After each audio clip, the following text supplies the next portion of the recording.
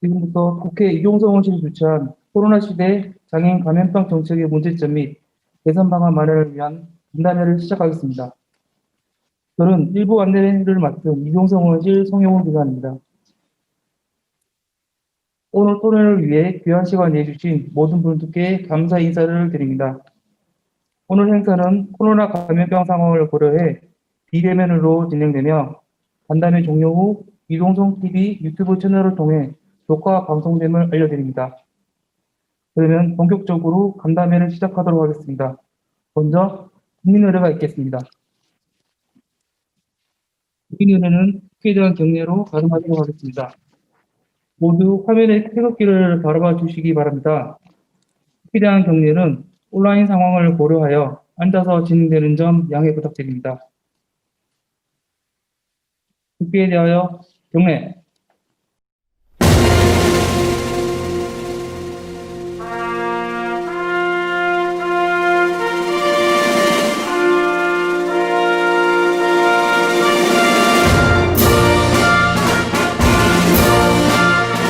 나는 자랑스러운 태극기 앞에 자유롭고 정의로운 대한민국의 무궁한 영광을 위하여 충성을 다할 것을 굳게 다짐합니다.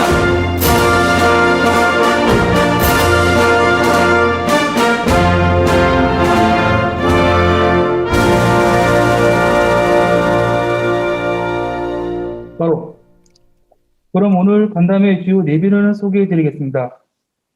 제가 혼명해 드리면 반갑게 손을 흔들어 주시길 부탁드립니다. 그럼 먼저 오늘 이 귀한 자리를 마련해 주신 이종성 의원님 소개해 드리겠습니다. 감사합니다.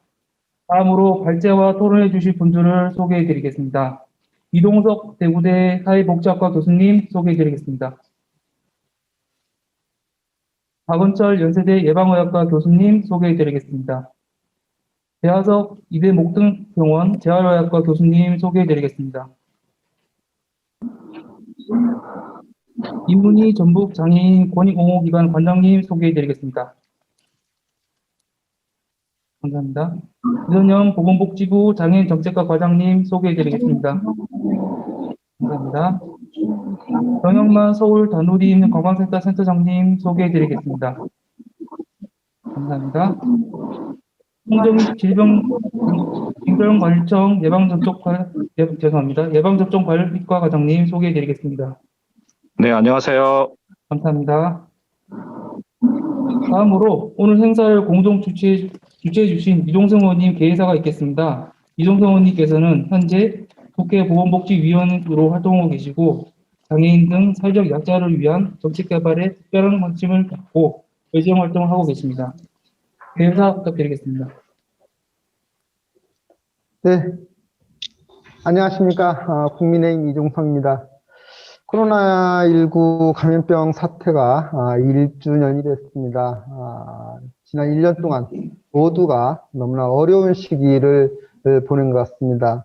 지금도 이 코로나 상황이 계속되고 있고 또 백신 접종으로 인한 집단 면역력 형성 전까지 당분간 이 상황이 어느 정도 지속될 것으로 예상이 되고 있습니다. 이 어려운 시기에 또 장애인 감염병 정책 문제점 및 개선 방안 마련 간담회를 열게 되어 기쁘게 생각하고요. 이 간담회에 참여해 주신 모든 분들께 감사의 말씀을 드립니다. 특별히 바쁘신 와중에도 감염병 정책 과제 그리고 또 나아갈 방향에 대해서 발제를 맡아주신 대구대학교 사회복지학과 이동석 교수님 감사드리고요. 또 오늘 간담회를 맡아서 진행해 주시는 연세대학교 예방학과 박은철 교수님, 또 토론을 맡아주시는 이대 목동병원 배하석 교수님, 서울 다누림 관광센터 정용만 센터장님, 전북장애인 권익옹호기관 이문희 관장님, 또 특별히 또 보건복지부 장애인정책과 이선영 과장님과 질병관리청 예방접종관리과 홍정일 과장님 모두 참석해 주셔서 진심으로 감사드립니다. 여러분들 잘 아시는 바와 같이 장애인이 비장애인에 비해서 건강 상태가 취약하고 또 바이러스 감염에 위험하다고 유엔에서도 지적을 한 바가 있고 또 우리 사회에서 가장 어려운 위기, 코로나로 인한 그 고통에서 가장 어려운 위기에 처했다고 대통령부터가 인정을 하고 있습니다. 그럼에도 불구하고 이에 대한 어떤 지원이라든가 대책 이런 부분들은 많이 이제 미흡한 상황인데요. 특별히 이번에 코로나19 백신 도입과 더불어서 백신이 아무래도 여러 전체 물량을 한꺼번에 들여오기가 이제 어려운 상황이 돼서 이제 순차적으로 올 3분기까지 예상이 듭니다만 순차적으로 들여옴에 따라서 또 백신을 또 누가 먼저 맞아야 될지 이제 그런 부분들도 많이 논의가 되고 있는 상황인데 사실 우리나라에서 이제 장애인들이 얼마만큼 감염병에 취약한지 이 부분을 좀 우리가 문제 제기를 하지 않을 수가 없습니다. 그래서 이미 기통계에 나와 있는 바와 같이 장애인 확진자 중에서 치명률이 비장애인에 비해서 6.5배나 이제 높은 상황이고 전체 사망자 중에서도 장애인이 22%에 이제 달하고 있는 상황입니다. 그래서 제가 뭐 상임위에서 지속적으로 장애인이 감염병에 취약한 계층으로 분류를 해서 특별한 지원 대책들을 마련을 해달라라고 정부에 요구했지만 전 보건복지부 장관님께서 장애인이라고 해서 모두 방역 취약계층이 아니다라고 계속 주장을 하셨습니다. 그럼에도 불구하고 이번 코로나19 사태에 비춰봤을 때 여러 가지 장애인, 발달장애인 가정이라든가 그 돌봄 문제에서부터 또 감염자들의 의료기관 이용, 또 이동권 문제, 또 돌봄 문제, 여러 가지 복합적인 문제들이 겹쳐서 장애인들, 가정인들이 코로나 블루를 넘어서 코로나 블랙을 외치고 있는 상황입니다. 여러 가지 그 발달장애인 같은 경우에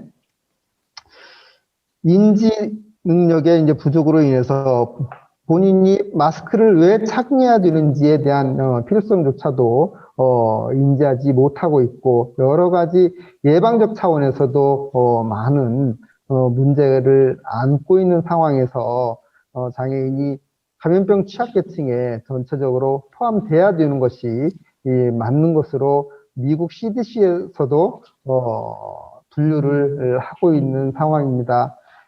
이에 우리 장애계에서 지금 코로나19 예방 접종, 백신 접종을 노인, 장애인 같이 감염병 취약계층에 우선적으로 접종시켜 줄 것을 요구를 하고 있는 상황인데 이에 대해서 우리 전문가들의 의견들을 종합적으로 한번 듣고 우리 지금 정부에서 접종 우선순위들을 정하고 있는 것으로 알고 있습니다.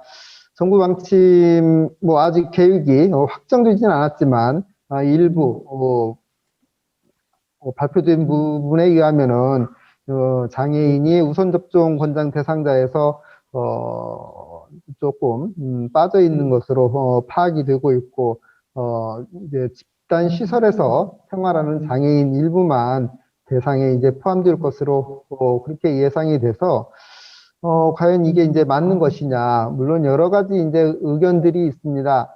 우리나라의 경제라든가 산업적인 또 의료적인 상황으로 봤을 때 그쪽 분야에 종사하는 사람들 또 뭐 30, 40대 활동이 활발한 사람들에게 우선해서 해야 되는 거 아니냐라는 의견들도 있고 뭐 여기저기 계층들이 또 종사하는 산업 업종들이 우선순위에서 조금이라도 앞당기기 위해서 많은 요구들을 하고 있는데 우리는 여기에서 한번 짚어봐야 될 것이 과연 백신 접종 우선순위에 있어서 과연 무엇이 가장 우선적으로 고려돼야 될 사항인가를 한번 되짚어 생각해 보지 않을 수 없습니다.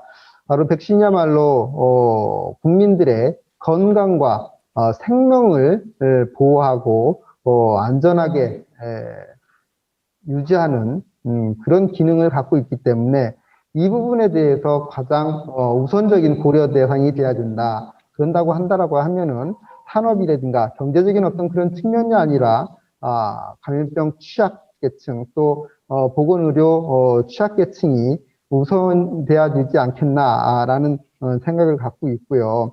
여러 가지 또 우리가 코로나19 상황에서 장애인들이 처한 어려움들, 지난 1년 동안 고생했던 부분들, 그런 사례들을 우리가 돌이켜볼 때, 장애인들이 우선적으로, 면역이 형성되는 것이 우리 사회에서, 가장 필요한 것이 아닌가라고 생각이 드는데, 일단 오늘 여러 의학계 또 현장 전문가들께서 이 자리에 함께 하신 만큼 여러 의견들을 받아서 또 우리가 그 의견들을 정리해서 정부와 합리적이고 또 장애인 보건의료에 도움이 되는 정책 또 우선순위 이런 부분들을 마련하기 위해서 열심히 노력하겠습니다.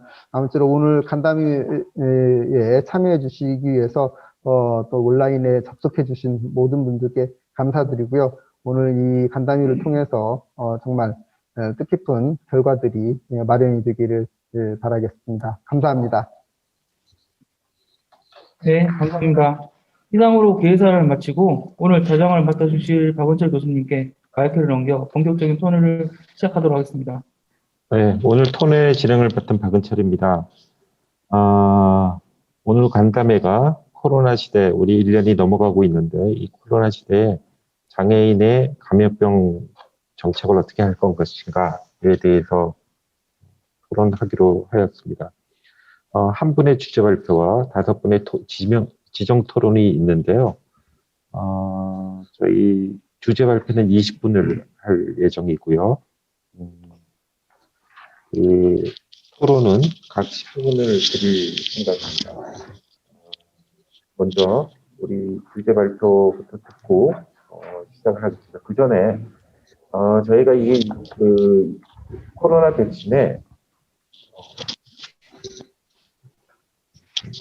백신의 그 우선순위를 결정하는 위원회가 있습니다. 그게 예방접종 위원회인데요.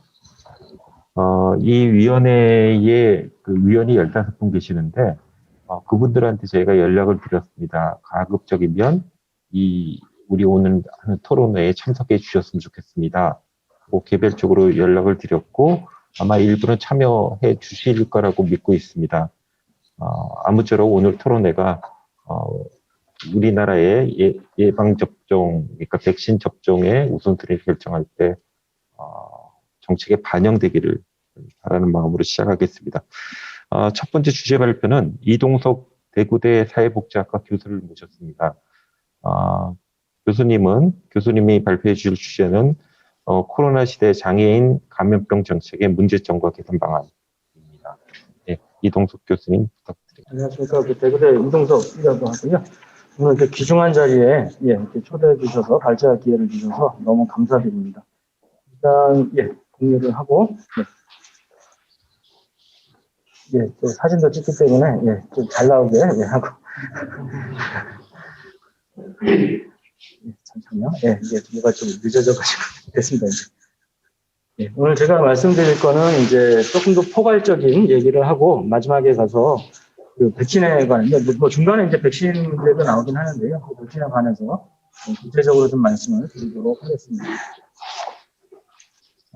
그래서 오늘 좀 말씀드릴 거는 이제 전염병 시대 장애인 감염병 정책의 문제점 해가지고서 지난 1년간 2020년 동안에 우리나라 장애계에서 이제 어떤 현상들이 있었는지 간단하게 말씀드리고요. 그렇다고 하면 그 문제점에 대한 개선 방안을 좀 어떻게 해야 되는지 간단하게 말씀드리고요. 사실은 이제 그거보다 더 근원적인 게 이제 만약에 코로나 시대가 끝난다고 그러면 여기서 이제 유행이 그냥 끝날 거냐 그건 아니고 아마 장애인 복지의 기본을 좀 바꿔야 되는 그런 측면도 좀 있을 것 같습니다. 그래서 장애인 복지 개선 방안에 대해서도 말씀드리고 나중에 이제 결론적으로 지역사회 사업 지원이라고 하는 최종 어떤 철학적인 측면 목표에 대해서 한 번 더 말씀을 드리도록 하겠습니다. 뒤에 토론해 주실 분들께서 너무나 이쪽 분야 전문가시고 또 많은 시간을 드리는 게 바람직할 것 같아서 제가 조금만 간단하게만 말씀드리고 좀 빨리 끝내도록 그렇게 하겠습니다. 일단 코로나 시대에 이제 장애인 감염병 정책의 문제점들을 보면 이거는 이미 현장에서도 많이 나왔던 얘기입니다. 그냥 간단하게만 정리를 하면, 정부 접근권이 부족했습니다. 일단 우왕장하고 청각장애인에게 요새는 이제 무슨 질본에서 발표를 하면 옆에 수화통역 선생님이 이제 수화통역 다 해주고 한 것 같지만 오히려 초기에는 이제 그런 거가 없다 보니까 상당히 이제 정보 접근권이 안 되다 보니까 나 열은 나는데 어떻게 해야 되나 이런 문제들도 있었고요. 시각장애인분들 마찬가지고요. 그다음에 이제 발달장애인분들도 마찬가지입니다. 그래서 선별진료 이용 시에 의사소통 도움 그림판을 이제 지자체에 배포하라고 보건복지부가 지시를 했지만 사실은 이제 그 이후에는 근데 이 발달장애인이 내가 왜 마스크를 써야 되고 왜 자가격리를 해야 되고 이런 거에 대한 이제 뭔가 설명이 잘 이루어지지 않는 이제 그런 현상들이 좀 있었습니다. 그다음에 이제 아주 총합적으로 의료기관, 자가격리 임시생활시설, 마스크 판매 약국, 의료기관 이런 등등에 대한 이제 접근권이 이제 많이 부족했습니다. 그래서 장애인 편의시설이 제대로 갖춰진 의료기관, 임시생활시설이 너무나 부족했고요. 예. 그다음에 그게 어디에 있는지 특히나 이제 그 시각장애인, 청각장애인, 발달장애인 같은 경우는 역시 또 정보적 분권에 이제 부족이 이제 나왔었고요. 여러 가지 이제 이런 문제 때문에 이제 진단 검사도 못 받고 또 하여튼 많은 문제들이 있었습니다. 이거는 이미 다 나왔기 때문에 그냥 넘어가도록 하겠습니다. 그다음에 이제 가장 인권적인 측면에서 문제점이 이제 강제 코호트 격리였던 것 같습니다. 그다음에 이제 지역사회 이용시설 휴관. 우리 장애인복지관이나 이런 데가 거의 그 절반 이상을 운영을 못했습니다. 1년 중에.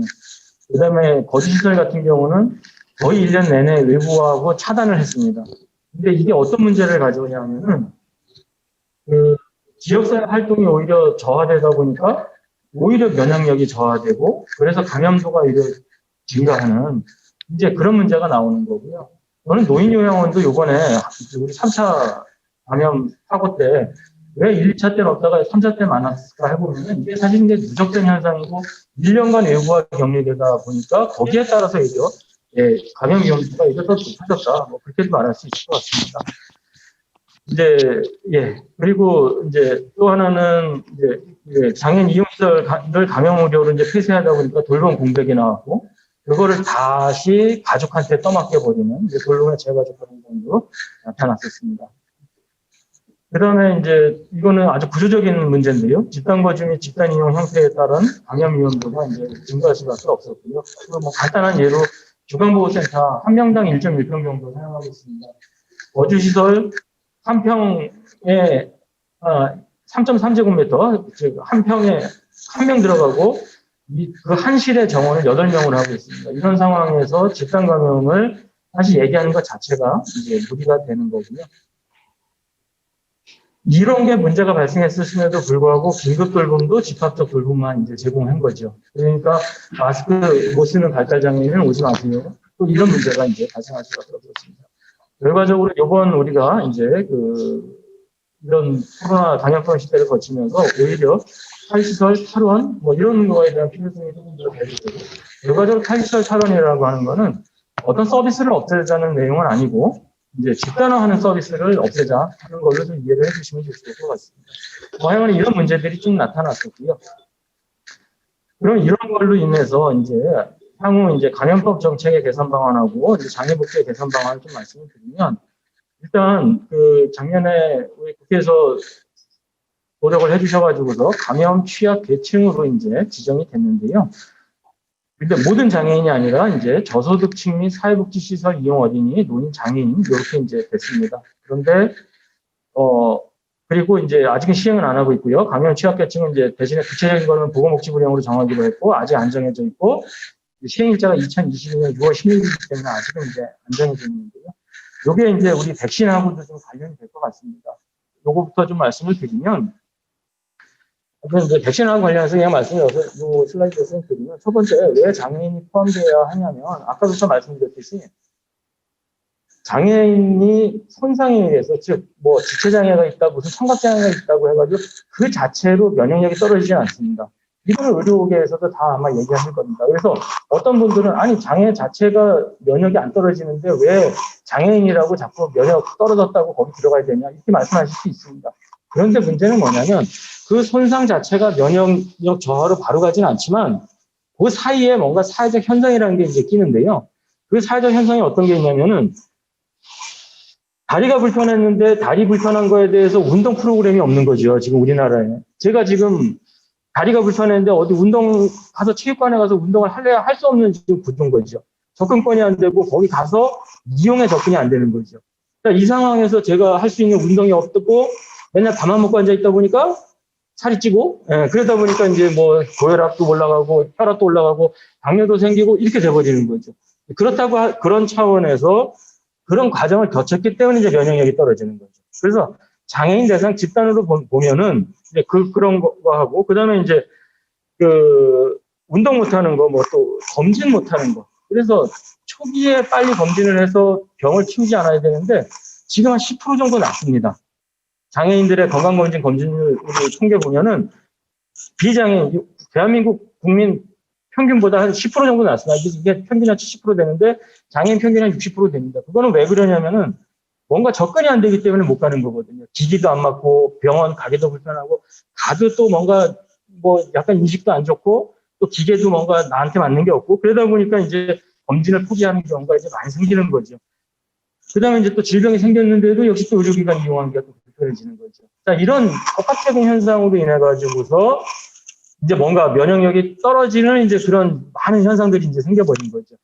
그렇기 때문에 손상 자체가 면역력하고 바로 인과관계를 갖지는 않지만 사회적 지원의 부족이라는 그런 어떤 매개 변수에 의해 가지고서 장애라는 손상에 대해서 면역력이 떨어질 수밖에 없는 그런 사회적 현상이 지금 나타나고 있는 겁니다.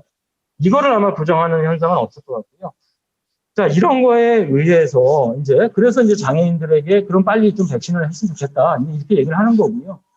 그 다음에 이제 중요한 게 지금 작년에 이제 국회에서 요 감염 취약계층으로 했지만 이거의 좀 문제점은 앞에 전제 조건이 뭐냐면 저소득층 및 사회복지시설 이용 장애인입니다. 자, 이게 우리가 이제 사회보장을 공공부조, 사회보험, 사회서비스 대충 이렇게 나누는데요. 사회보험은 다 기본적으로 소득보장 영역입니다. 노인장기만 빼고. 그렇다고 하면은 소득보장에 대해서는 저소득층과 같이 나누는 자산조사에 의해서 나누는 게 맞습니다. 가난한 사람한테 지원해 주는 게 당연한 거고요. 자, 그런데 사회서비스라고 하는 거, 우리가 방역을 포함하는 이런 사회서비스라고 하는 거는 가난한 사람만 더, 물론 면역력이 더 취약하겠죠.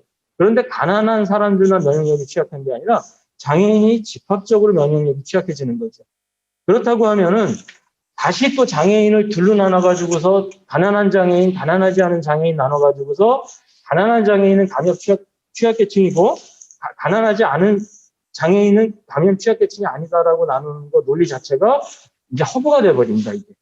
그래서 우리가 간단한 예로 노인 지금 장기요양이나 장애인 활동 지원이나 이런 활동을 지원해 주는 거를 소득으로 구분 안 하거든요.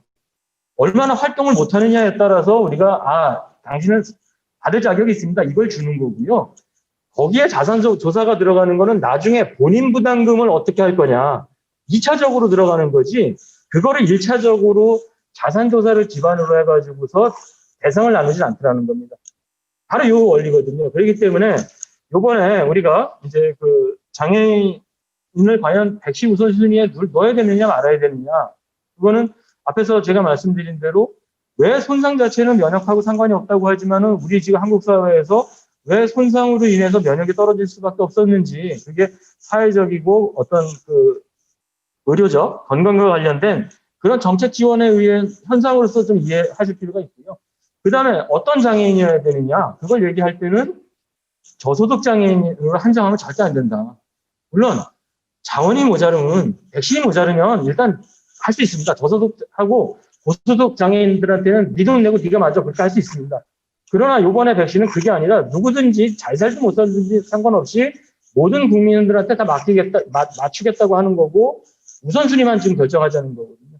그렇다고 한다면은 소득 기준 가지고 나누는 거는 이거는 진짜 하지 말아야 되겠다고 저는 생각을 합니다. 그래서 물론 저소득층 및 사회복지시설 이용 장애인분들이 더 취약할 수 있고 저 인정합니다. 그러나 이분들만 이제 우선순위에 들어가는 거에 대해서는 조금 좀 제고해 주십사 그런 말씀 좀 반드시 좀 드리고요. 예, 그래서 이제 앞에서 말씀드린 대로 감염 대책은 절대 소득 보장 정책이 아니고 사회활동 지원 정책이기 때문에 소득 기준이 아니라 사회 활동의 정도에 따라 구분해야 되고, 그러면 장애인 내에서의 사회 활동 정도가 아니라 이거는 대한민국 국민 전체를 놓고서 사회 활동의 정도를 구분하는 거거든요. 그러면 대한민국에 이미 장애인이라고 된 사람들은 이미 사회 활동이 상당히 떨어지는 사람들입니다.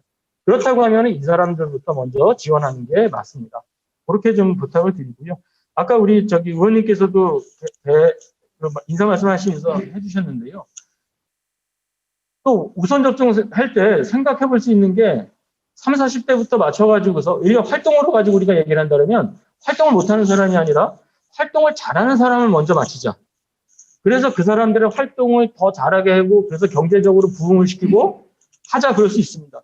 근데 요거의 맹점은 뭐냐면 잘못하면은 그 활동을 해가지고 경제 활동을 해가지고서 뭔가 그 잠깐의 부흥하는 기간 동안에 누군가는 굉장히 심각한 타격을 입습니다.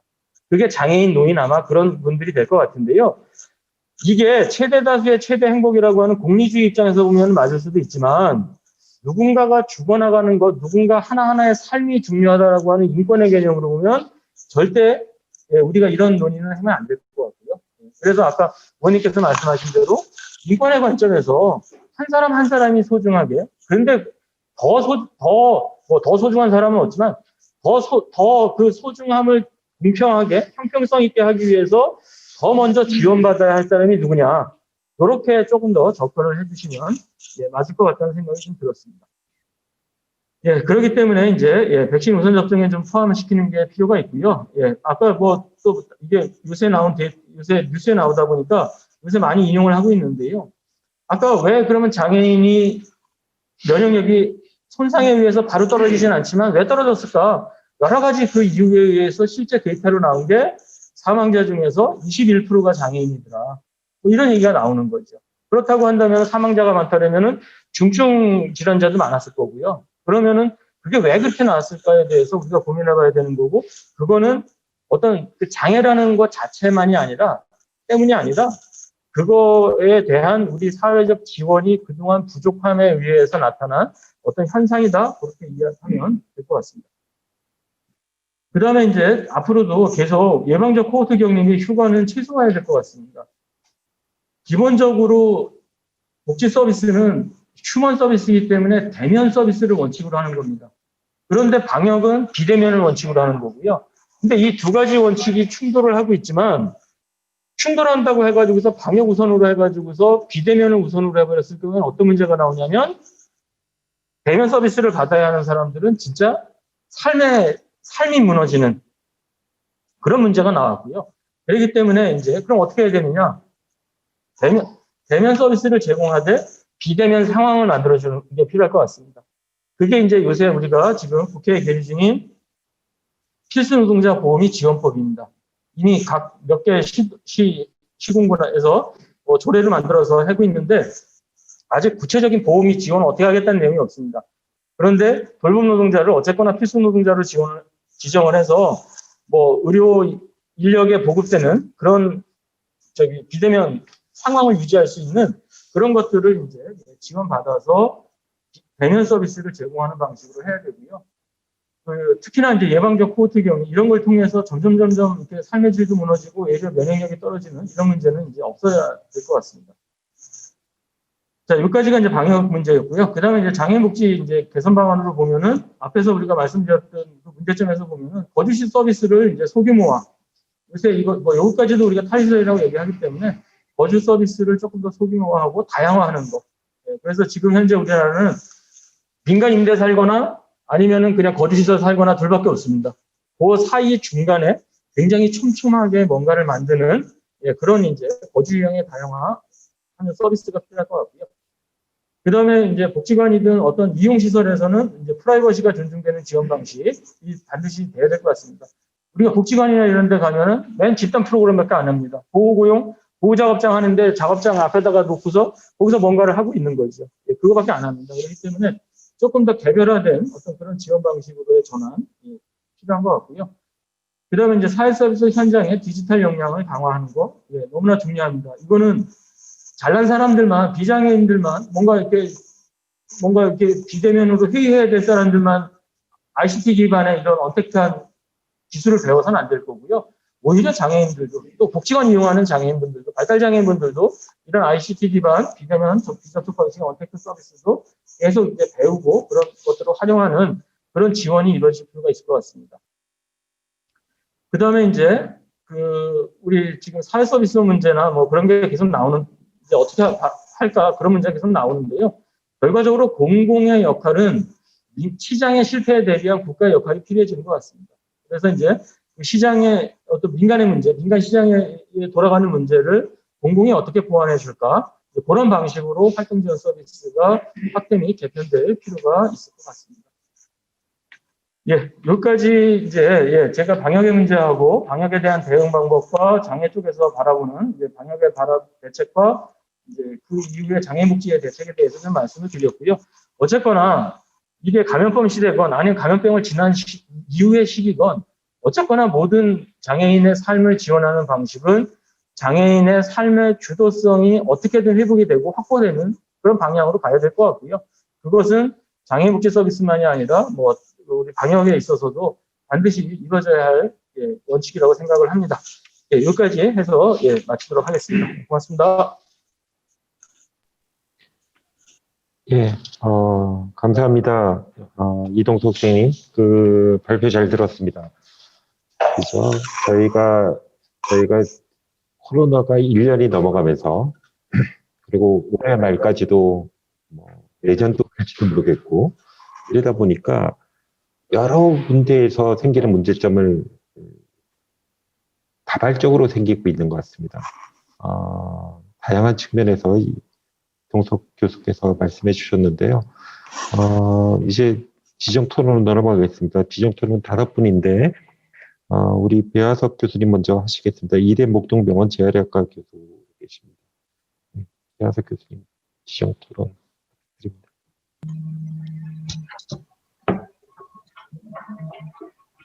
네, 안녕하십니까. 이대 목동병원에 근무한 재활학과 배화석입니다. 네, 오늘 제가 말씀드릴 부분은 장애인 코로나 예방접종에 대해서 그냥 먼저 해주세요라고 말씀드리는 거는 조금 정책적으로 많은 문제가 있을 것 같아서 그러면 어떤 방식으로 어떻게 접종 순서를 정해주는 게 좋을까 하는 방법에 대해서 한번 고민을 하고 말씀을 드리도록 하겠습니다. 작년 여름에도 코로나가 이제 유행이 되면서 장애인 관련된 코로나 대응 방안에 대해서 복지부하고 여러 차례 논의를 하면서 그때 이제 고위험군에 대해서 정의를 하고 여러 가지 정책 방향에 대해서 논의를 한 적이 있습니다. 그래서 그런 부분도 같이 좀 반영을 해서 말씀을 드리도록 하겠습니다. 법정 15개 장애 유형은 지금 나라에서 정의한 게 신체적 장애, 정신적 장애, 또 신체적 장애 중에서는 외부 신체 기능의 장애, 내부 기관의 장애 이렇게 구분이 되어 있고요. 그다음에 정신적 장애는 발달 장애, 정신 장애로 구분이 되어 있습니다. 그리고 외부 신체 장애는 이제 지체 장애, 뇌병변, 시각, 청각, 언어, 안면 장애로 되어 있고요. 내부 기관 장애는 신장 장애, 또 심장 장애, 안 장애, 호흡기 장애, 경로 요로 장애, 뇌전증 장애 이런 식으로 이제 구분이 되어 있는 상태입니다. 그래서 저희가 이제 백신의 예방 접종을 어떤 그룹에 먼저 할 거냐 하면은 이렇게 법정으로 유형된 장애 유형에 따라서 정의를 하는 게 쉽지 않을까 해서 이런 유형에 대해서 한번 알아보고 봤습니다. 현재 우리나라 장애인 유형을 이걸로 이제 분석을 해보면요.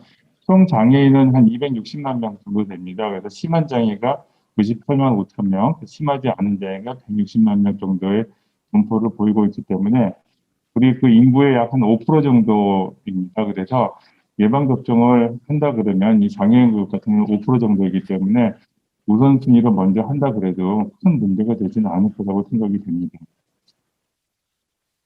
코로나 시대에서 우리 그 장애인이 비장애인에 비해서 건강에 미치는 영향은 좀 전에도 설명드렸듯이 굉장히 더 심각합니다. 근데 아직까지 거기에 대한 정책적인 배려는 없는 것 같고요.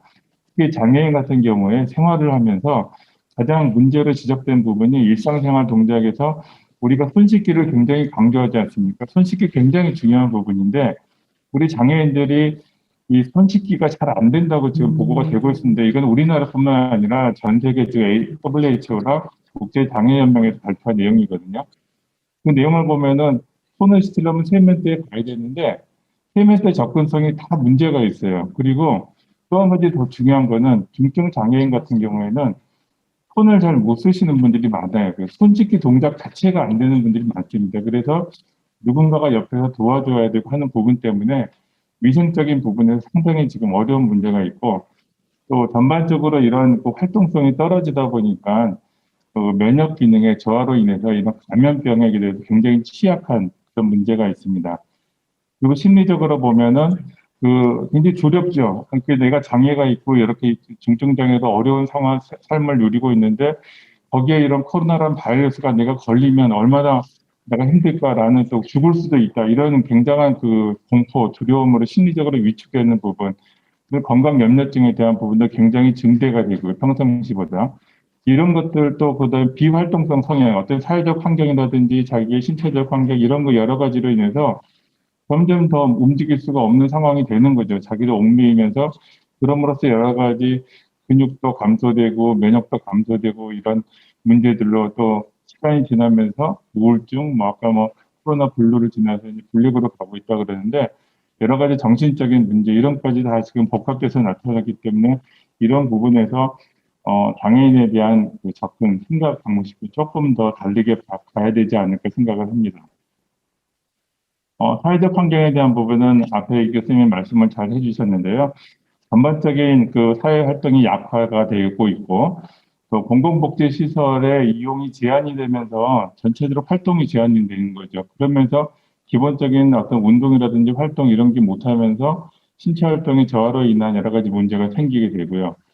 또 단체 생활을 또 많이들 하고 계시잖아요. 그리고 그런 장애인분들이 생활하는 환경 자체가 보건복지부에서 질병관리청에서 항상 얘기하는 게 선미를 조심하십시오, 피하십시오라고 하는데 사는 환경 자체가 지금 밀집, 밀폐, 밀접 접촉을 할 수밖에 없는 그런 상황에서 많은 그 장애인들이 살고 계십니다. 그래서 이런 부분에 대한 정책적 배려가 좀 필요하고요. 그다음에 WHO나 이런 부분에서 얘기하는 것 중에 가장 중요한 것은 뭐냐면 감염에 대한 정보가 제공이 잘 안 된다는 게 가장 큰 문제입니다. 정보 제공에 어떤 문제가 있기 때문에 그런 장애 유형에 따라서 어떤 식으로 감염에 대한 정보를 잘 정확하게 전달을 할 거냐, 이런 걸 교육을 시켜서 생활 속에서 지킬 수 있도록 만들 거냐 하는 부분에 대한 것들을 좀 고려를 해야 되는데 이런 부분들이 많이 부족한 것 같습니다. 그리고 지난번 여름에도 이제 같이 논의하면서 나왔던 게 활동 보조인에 대한 문제. 이게 이제 뭐 여러 가지 코로나가 되다 보니까 활동 보조할 수 있는 상황이라든지 시간 이런 것들 굉장히 부족해지고 인력도 부족해지고 이런 부분, 그다음에 수용시설도 한계가 있는 거죠. 이런 부분에 대해서 조금 더 정책적인 배려가 필요하고 어떤 코로나 질환으로 인한 문제도 굉장히 심각하지만 정보 제공에 대한 그 정보 대책도 굉장히 중요한 부분이 아닌가 생각을 하고 있습니다. 며칠 전에 이 백신 접종 우선순위에 대한 윤곽에 대해서 신문 기사가 나오고 보도가 된 것입니다. 뭐 50대도 우선 접종에 포함될 때 이렇게 해서 이제 봤는데 그 내용을 보면은 어쨌든 지금 우리나라에서는 백신은 4,300만 명분이 이미 이제 계약을 해서 들어오고 오늘 아침 보도에 의하면 그 코백스 퍼실리티에서 들어오는 백신은 화이자 백신이 가장 먼저 도입이 돼서 예상했던 그 아스트라제네카보다 먼저 백신을 맞을지도 모르겠다라는 얘기를 하고 있는데 또 한 가지 우려는 그 화이자 백신의 또 모더나 백신의 또 부작용들이 자꾸 지금 많이 보고가 돼서 좀 맞는 사람들 입장에서 상당히 또 걱정되는 부분도 있습니다. 그리고 또 한 가지는 뭘 말씀하시냐면 우선 접종 대상자를 그 발표를 하면서 약 한 3,200만 명에서 600만 명 정도로 우리나라 인구가 5천만 명인데 뭐 이거를 우선 접종이라고 하는데 과연 이게 우선 접종이라는 의미가 있는 건지, 그리고 공개된 9개 그룹 내에서 우선순위는 없다라고 이제 보도자료에 나와 있거든요. 그래서 의료진 같은 경우는 맨 우선 먼저 한다 그랬는데 그러면 지금까지 나왔던 얘기는 어떻게 된 것인지 이런 부분에 대한 것들이 조금 앞뒤가 맞지 않는 부분이 있는 것 같습니다. 앞으로 정리가 좀 필요한 부분이라고 생각을 하고요. 저희도 이런 부분에서 말씀 많이 하고 있습니다. 백신을 어떤 게 좋은 거냐? 저는 잘 모르겠습니다. 그래서 정부에서 지금 백신의 선택권에 대한 부분은 없다라고 말씀을 하시는데 그 부분은 우리 국민들이 좀 잘 정부 정책에 따라서 배정된 대로 잘 예방접종을 맞는 게 좋지 않을까 생각을 합니다. 그 우선 접종 권장 대상자 9개 그룹을 보면요. 그 의료기관 종사자, 집단시설 생활자 및 종사자, 노인 65세 이상, 성인 만성질환자, 소아, 청소년, 보육시설 종사자 및 직원, 코로나19 1차 대응 요원, 50에서 64 성인, 경찰, 소방 공무원, 군인, 교정시설 및 치료 간호사, 수감자 및 직원 이렇게 돼 있는데요. 아무리 봐도 장애인의 그 실적은 보이지가 않습니다. 그러면 지금까지 뭐 감염에 취약하고 고 위험군에 속하는 이런 장애인들은 도대체 어디에 있는지 잘 모르겠고요. 막연하게 뭐 노인 65세 이상, 뭐 만성 성인 질환자 이거 어떻게 감별을 하고 이 안에서 어떻게 또 이런 그 예방 접종을 할 것인지 이런 것들에 대한 것들을 조금 더 구체적으로 근거를 가지고 얘기를 해주셨으면 좋겠고, 50에서 64세 성인이라고 되어 있습니다.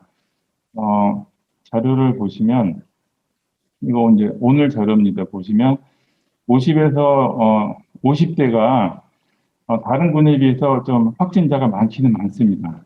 그 18.81%를 보이고 있고, 그런데 그 연령층이 굉장히 두꺼워요. 우리나라 인구 부부인데요. 그 50에서 65, 64세 사이가 연령층이 많이 두꺼운 편입니다. 근데 그 비율로 따지면은 인구 대비 비율로 따지면 얘가 많이 발생한다라는 게 아니라 전체 인구가 많기 때문에 좀 많이 발생한다 이렇게 생각을 하셔야 되는 부분이고, 이걸 어떤 근거로 말씀을 했는지는 전 잘 모르겠지만 조금 더 근거를 가지고 이제 말씀을 해주시면 도움이 될 것 같습니다. 그럼 장애인 그룹 내에서도 우선 접종을 뭐 누가 먼저 맞아야 될 것이냐 하는 부분에 대해서 말씀을 드리도록 하겠습니다. 가이드라인의 기준 제한은요, 장애 유형별 위험도 평가입니다. 즉 이번에 코로나 바이러스 같은 경우는 호흡기나 심장 질환이 있는 경우 굉장히 위험한 그룹으로 지금 분류가 되어 있고 사망률도 굉장히 높은 걸로 되어 있습니다. 그래서 아까 장애 유형에서 보셨듯이 호흡기나 심장에 장애가 있는 분을 가장 고위험군으로 먼저 설정을 해야 되지 않을까 생각을 하고요. 그다음에 또 하나의 기준은 우리 장애 기준에 따르면 심한 장애하고 심하지 않은 장애 두 개로 구분을 합니다. 근데 심하지 않은 장애는 대부분 이동이나 보행 이런 것들이 가능하신 분들이고, 심한 장애는 이동 보행이 굉장히 어려운 분들이라고 생각하시면 됩니다. 그래서 이런 이동 보행이 어려워서 의료적 혜택이나 이런 부분에서 문제가 있다고 생각되는 분들이 조금 더 먼저 예방 접종을 받아야 되지 않을까. 그래서 기능성을 평가해서 이동 보행 능력을 기준으로 평가하는 기준을 가지고 이런 평가를 해야 되지 않을까. 우선순위를 정할 때 이렇게 생각을 해봤습니다. 그래서 이 15개 장애 유형 중에서 코로나로 인해서 질병으로 인한 위험도가 증가되는 장애 유형은 호흡기 장애, 뇌병변 장애, 그 장애가 심한 정도의 뇌병변 장애, 신장 장애, 심장 장애가 고위험군으로 작년 여름에도 이제 그 전문가들하고 얘기할 때 질환에 의한 거는 요 정도로 볼 수가 있겠다라고 얘기를 했고요. 그다음에 아까도 말씀드렸지만 정보 전달 체계에 의해서 위험도가 증가되는 장애인이 있습니다. 그 위생 관리가 잘 안 돼가지고 남들은 다 아는데 이분들은 정보 전달이 잘 안 돼서 모르고 계신 분들이 많더라고요. 그래서 시각장애, 청각장애, 언어장애, 지적장애, 자폐성 장애, 정신장애 이런 그룹에 해당되는 장애인들도 굉장히 리스크한 그룹으로 이제 판단을 하시면 될 거라고 생각을 합니다. 그래서 이런 기준을 복합해서 우리 장애 기준표에서 보면은 심한 장애 중에서 질환에 의한 건 이 녹색으로 만들어 놓은 칸입니다. 뇌병변, 신장, 심장, 호흡기. 그다음에 이제 그 노란색으로 된 부분은 정보 전달의 문제로 인한 그 장애인 그룹으로 이렇게 구분할 수가 있겠고요. 이걸 통해서 순위를 정해보면은 이 심한 장애의 질환으로 의한 거를 1순위로 정하고요. 그 다음에 정보 전달에 의한 걸 2순위, 나머지 그룹을 3순위. 심하지 않은 장애, 질환으로 의한 그룹은 4순위, 정보 전달은 5순위, 나머지 그룹은 6순위로 이런 식으로 정해서 예방접종을 한다 그러면 어느 정도 좀 합리적인 근거는 되지 않을까. 또 다른 분들이 반발할 때 이러이러한 근거에 의해서 이걸 순위를 만들었다라고 하면 좀 합리적이지 않을까 생각으로 좀 말씀을 드려봤습니다. 그래서 장애인의 예방접종은 어쨌든 간에 이 코로나에 감염이 돼서 사망률이 굉장히 높은 위험, 하이리스크 그룹에 대한 거는 가장 먼저 맞춰줘야 되고, 중증 장애인 위주로 먼저 시작을 해서 경증 장애인으로 우리가 예방접종을 해야 될 것 같고요. 근데 여기서 중요한 부분은 장애인만 한다고 해결되는 문제가 아닙니다, 이게. 요양병원에 계신 분들도 요양병원 안에만 계시기 때문에 안전하죠. 근데 거기를 왔다 갔다 하시는 요양사들에 의해서 지금 전염이 계속 유발이 되고 있거든요. 그러면 우리 중증장애인들은 어떤 시설에서 잘 보호되고 관리가 되고 있는데 그 시설에 출퇴근하시는 분들이 문제예요, 항상. 그래서 이분들에 대해서 그러니까 중증장애인의 동거 가족이나 또 활동보조인 그런 시설에 계시는 분들, 장애인 택시운전사 이런 분들에 대해서 먼저 예방접종에 대한 우선권을 좀 줘야 되지 않을까. 그리고 경제활동이 가능한 장애인이나 복지시설 관련자들 이런 분들도 장애인들하고 접하면서 특히 중증장애인하고 접하는 빈도가 굉장히 많습니다. 그래서 이런 분들 대상으로 지금 부대에 뭐 분류에 들어가지 않지만 이런 분들이 먼저 우선 접종의 대상에 포함되어야지 우리 장애인들이 그런 위험한 감염 질환으로부터 좀 예방받지 않을까라는 생각으로 말씀드렸습니다. 이상입니다.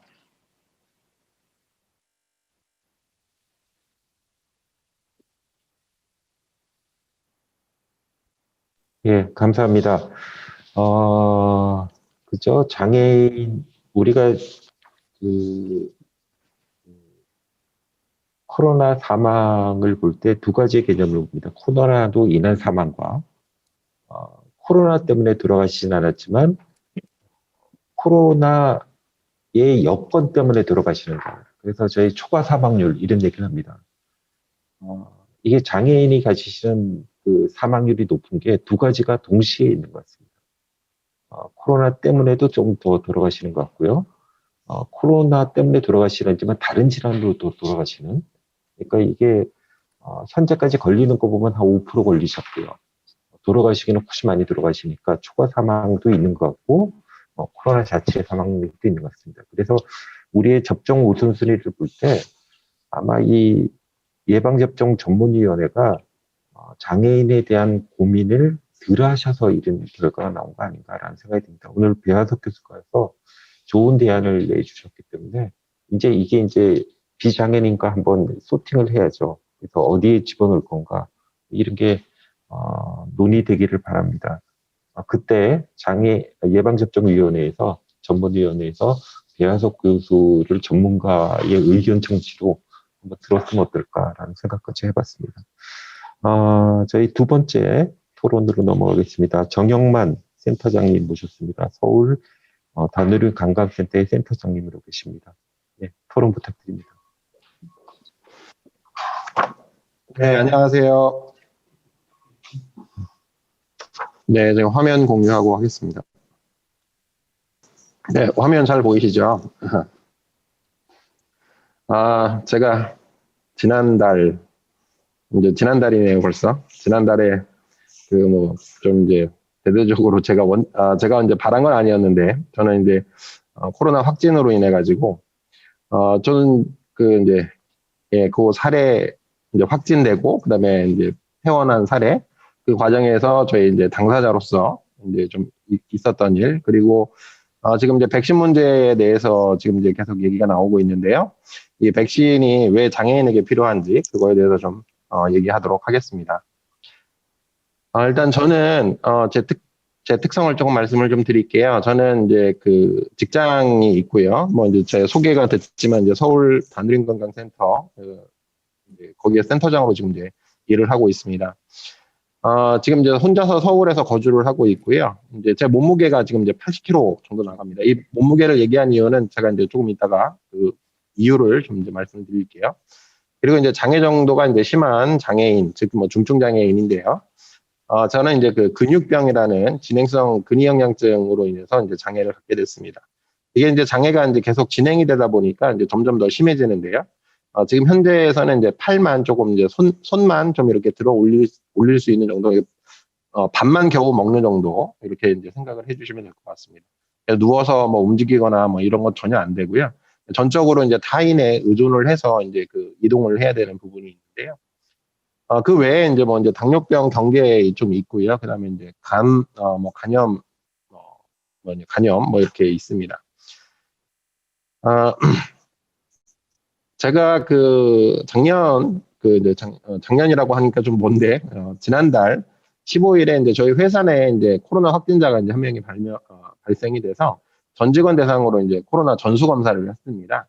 그래서 저는 뭐 당연히 그 12월 그때서부터 이제 굉장히 코로나 확진자들이 많이 나왔기 때문에 저도 이제 저는 나름 이제 또 관리한다고 해서 이제 실제 이제 점심시간이라든지 저녁이라든지 그 식사를 할 때 다 사무실에서 뭐 김밥을 사 먹든 아니면 뭐 컵라면을 먹든 뭐 편의점에서 컵밥을 먹든 어디 식당이나 이런 데를 전혀 안 가고 그냥 사무실 내에서만 이제 그 식사 끼니를 이제 해결할 정도로 굉장히 이제 사람들 만나는 것 자체를 굉장히 기피하면서 이제 관리를 하고 있었습니다. 그래서 이제 장애인 콜택시를 타고 이제 아침에 출근하고 그리고 또 이제 장애인 콜택시 타고 집에 들어가는 집 사무실 이렇게 지냈었는데요.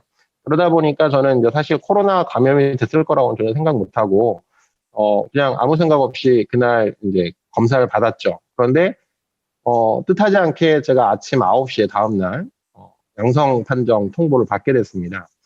그래서 진짜 딱 그 판정 받았을 때 그 느낌은 정말 암담하더라고요. 깜깜한 상황. 뭐냐면은 내가 이제 코로나 걸렸다라는 거 그거보다도 이제 저희 이제 가족들 주말에 이제 가족들하고 같이 이제 있었는데 특히 이제 가족 중에 이제 저희 장모님이 계시는데 장모님이 이제 나이가 이제 80이 넘으셨어요. 80세인 그 장모님도 계시고 그 와중에 이제 같이 있었기 때문에 코로나에 나 때문에 우리 장모님 걸리셔갖고 위독해지시면 어떡하지? 라는 게 이제 제일 먼저 걱정이 됐었습니다. 그리고 그 외에 이제 직장 동료들 중에서 바로 제 옆에서 근무하고 있는 제 직장 동료도 이제 마찬가지로 부모님이 계시는데 그 부모님이 이제 기저질환을 갖고 계시거든요. 폐질환을. 그래서 이제 제 주위에 이제 기저질환자로 인해서 이제 이 제2의 어떤 이제 문제들이 생기면 어떡하지라는 게 이제 굉장히 크게 어려움이 있었고요. 근데 다행히도 다 이제 음성으로 다 나오고 저만 양성이라서 정말 다행으로 이렇게 됐습니다. 뭐 어쨌든 이제 이 과정에 있어서의 이제 내용들은 뭐 이제 지금 언론이나 뭐 이런 쪽에서는 많이 보도가 되어 왔었기 때문에 제가 여기에서는 좀 이제 간단하게 이제 말씀을 드리고요.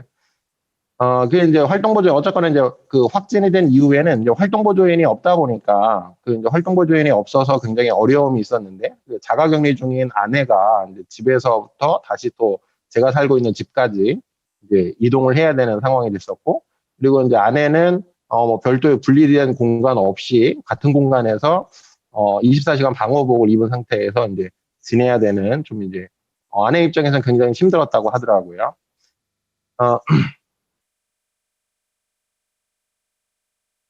그래서 이제 어쨌거나 이제 5일 동안 제가 이제 병원 후송이 안 되고 5일 동안 집에서 계속 대기하고 있으면서 이제 다행히 이제 제가 이렇게 심하게 아프거나 이제 이러진 않았었는데요. 그 와중에 이제 또 지금 이제 아내가 이제 저는 이제 몸무게를 왜 이제 제가 몸무게를 아까 처음에 이제 얘기한 이유가 제가 이제 80kg가 되다 보니까 저를 들어서 옮기거나 이런 일이 쉬운 일이 아닙니다. 그러다 보니까 이제 리프트라는 것이 있어서 그 리프트를 이용해서 저를 이제 들어서 옮기거나 이제 이런 일들을 좀 해야 되거든요.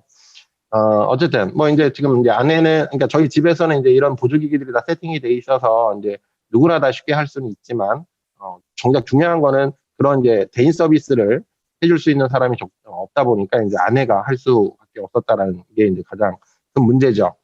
심지어는 이제 그 다음날 아내는 이제 코로나 검사를 받고 음성 판정을 받은 상태에서 이제 코로나 감염이 될지도 모르는 상황에서 저를 보조해야 되는 이런 상황이 될 수밖에 없었던 환경이 참 아이러니하죠.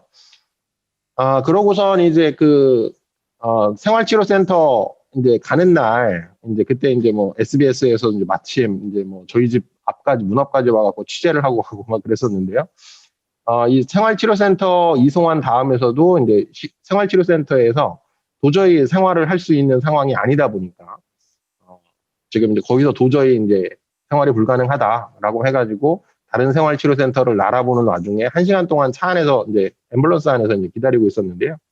뭐 도저히 답이 없어서 다시 이제 집으로 오게 되는 상황이 됐었죠. 그때 이제 뭐 크게 이제 문제는 안 됐었지만 그 건물, 제가 살고 있는 그 건물하고 그 주위 일대 그 건물 주민들이 굉장히 극심한 불안에 떨어졌다라는 이제 후소문을 이제 들었었습니다. 이제 그 집주인도 뭐 그렇다고 해서 저를 당장 뭐 어떻게 할 수 있는 상황도 아니었었고요. 집주인만 이제 굉장히 곤란한 상황이었었다고 그러더라고요. 네, 그래서 지금 이제 생활치료센터로 이동을 할 때도 119 그 구급차에 휠체어 탑승한 채 제가 이렇게 이동을 하거나 이런 것들이 안 되고, 이제 뭐 다들 아시겠지만 이제 누워서 이제 별도의 이제 그 들것에 이동 들것에 이제 눕혀서 이제 들어가야 되는데, 그게 이제 제가 이제 어쨌거나 생활치료센터든 병원이든 간에 그 이제 휠체어가 있어야지만 이제 이동을 할 수가 있는데요. 휠체어가 이제 구급차에 이제 실리지가 않다 보니까 저희 이제 제가 마침 가지고 있던 개인 차량으로 휠체어를 이제 이송할 수가 있었고요. 근데 뭐 사실 그 장애인 콜택시 같은 경우에는 이런 것들을 좀 서비스를 해주면 좋은데 그런 것들이 안 돼서 좀 많이 좀 어려움이 좀 있었습니다. 네, 그리고 이제 병원에 이송할 때도 지금 이제 병원 내에서도 이제 이동을 할 수 있는 방법이 없어서 휠체어가 필요했고, 그 휠체어를 그래서 저희 차로 이제 아내가 또 이제 직접 그 병원 앞까지 또 이제 가지고 와서 그 구급차에서 또 이제 실어가지고 저를 들어서 또 이제 옮겨야 되는 뭐 이제 이런 좀 일들이 좀 있었습니다. 병원은 이제 4인실에 이제 입원해 있었고요. 여기에 입원한 환자들이 뭐 보통 대부분 그 폐렴까지 다 와가지고 한 달 이상씩 병원에 입원해 있었던 상황이라고 합니다. 그런데 이제 저는 다행인 게 이제 코로나 그 검사 그 이제 병원에 들어가면서 코로나 검사를 다시 했는데요. 거기서 1차 음성으로 나오고, 그리고 그 다음 날 다시 또 했는데 이제 2차 음성이 나와서 이제 바로 퇴원을 할 수가 있게 됐습니다. 근데 지금 이제 사실 문제가 되는 건 뭐냐면 병원 내에서 신체 보조 서비스를 전혀 받을 수 없었던 상황이 굉장히 크게 지금 이제 심각한 문제라고 이제 볼 수가 있고요. 저는 이 이후로 이제 사실 지금 이제 많은 것들이 좀 이제 많이 정비가 됐다라는 이제 그 소식을 들어서 좀 다행이다 싶긴 한데, 그럼에도 불구하고 아직까지 이제 신체 보조 서비스가 제대로 되고 있을까? 아니면 이제 제대로 준비가 됐을까라는 거에 대해서는 아직까지 좀 의문이 좀 있습니다. 왜냐면은 이제 여러 가지 환경들, 그리고 시설들이 좀 필요한데요. 그런 것들이 지금 다 준비가 안 돼 있을 거라고 좀 생각이 되거든요. 그리고 심지어는 이제, 제가 퇴원한 이후에도 그 활동보조인 서비스를 받을 수가 없는 상태였습니다. 왜냐면은, 가족도 그렇고, 이제 활동보조인도 그렇고, 다 자가격리 상태였고, 저만 이제 음성 판정을 받아가지고, 그래서 저만 이제 일상생활이 가능하다는 거예요. 그런데 저 혼자서만 이제 일상생활이 전혀 가능한 것이 아닌데, 나 혼자서만 이제 일상생활을 하라고 하니, 저는 사실 할 수 있는 방법이 없어가지고, 그래서 다시 이제 경기도에 이제 가족들이 있는 데를 가서, 거기서 이제 자가격리하고 있는 가족들하고 같이, 좀 있다가, 이후에 이제 그 활동보조 서비스가 이제 연결이 돼서, 이제 일상생활로 이제 다시 복귀를 할 수 있게 되었습니다.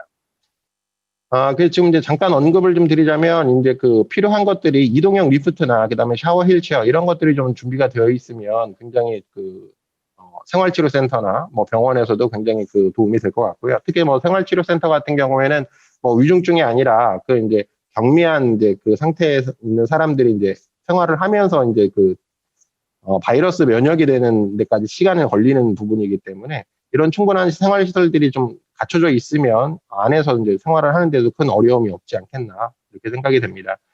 특히 이제 그 객실, 그 태릉소촌 그때 들어갔을 때도 이 안에 숙소가 휠체어조차도 그 움직일 수 없는 협소한 공간이었어요.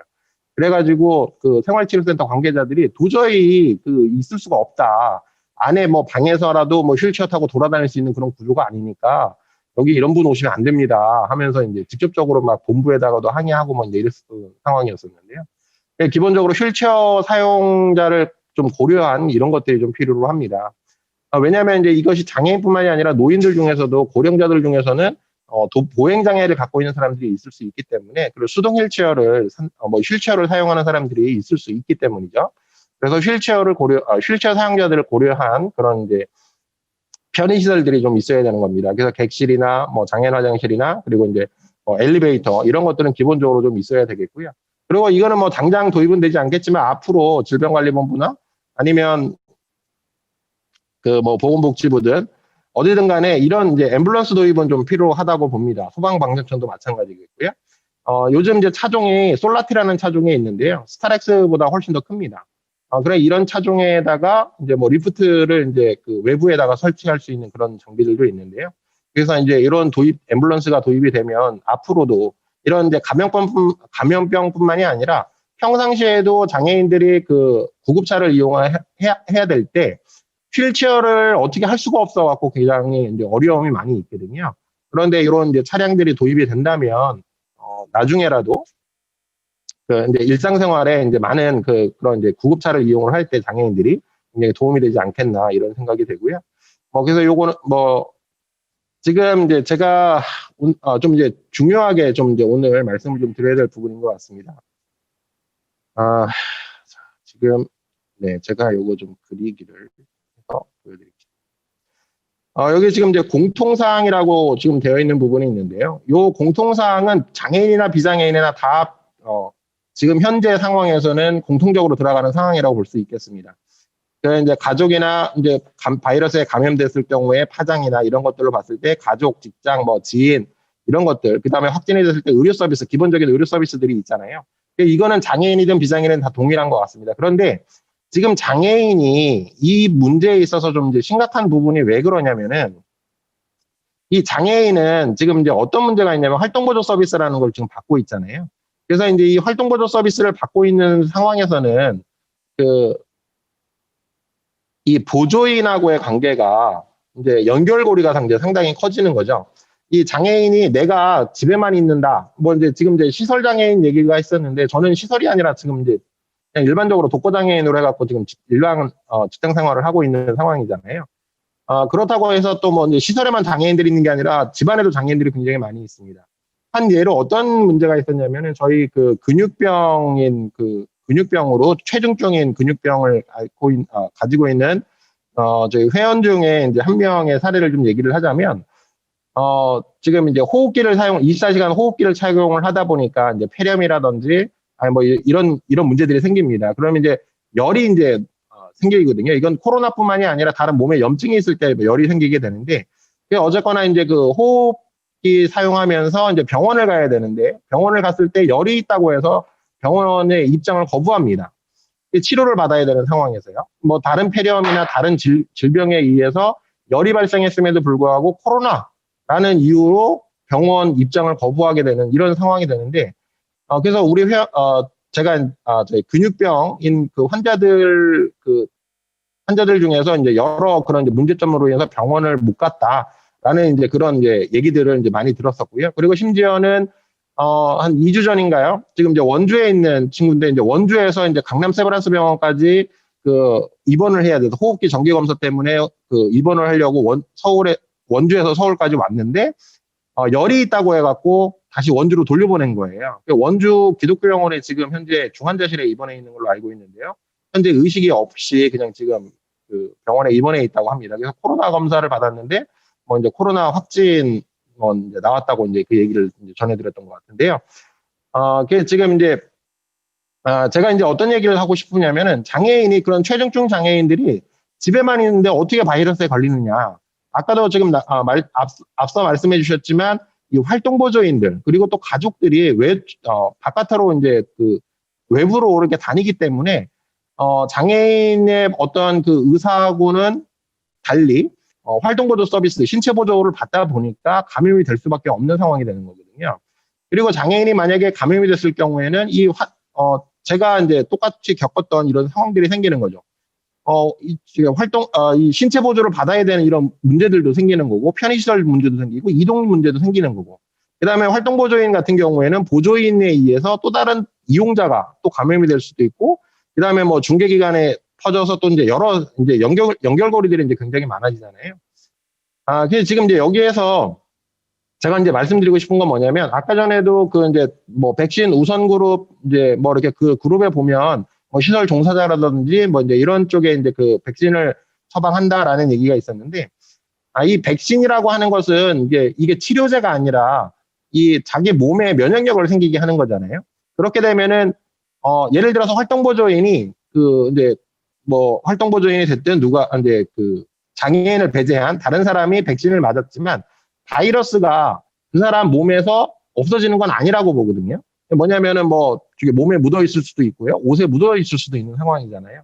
그러면 그걸 그대로 입은 상태에서 집으로 왔을 때 그거는 장애인에게 감염이 될 수 있는 그런 이제 환경이 될 수밖에 없다라는 걸 좀 이제 말씀드리고 싶은 건데요.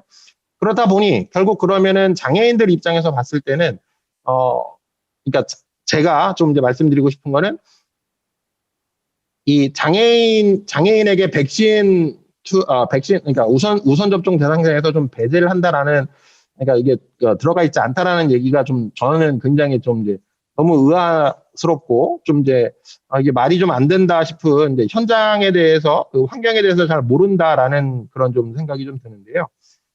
그래서 지금 이제 이 장애인들 입장에서 장애인들에게는 이 백신 예방 접종이 굉장히 좀 이제 필요로 하고, 그리고 그래야지만 가족이나 그다음에 이제 그 활동보조인을 통해서라도 감염되는 것을 막을 수 있다라는 걸 좀 말씀드리고 싶고요.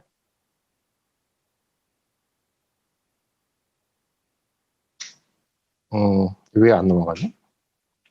잠시만요. 아니. 예, 제가 넘깁니다.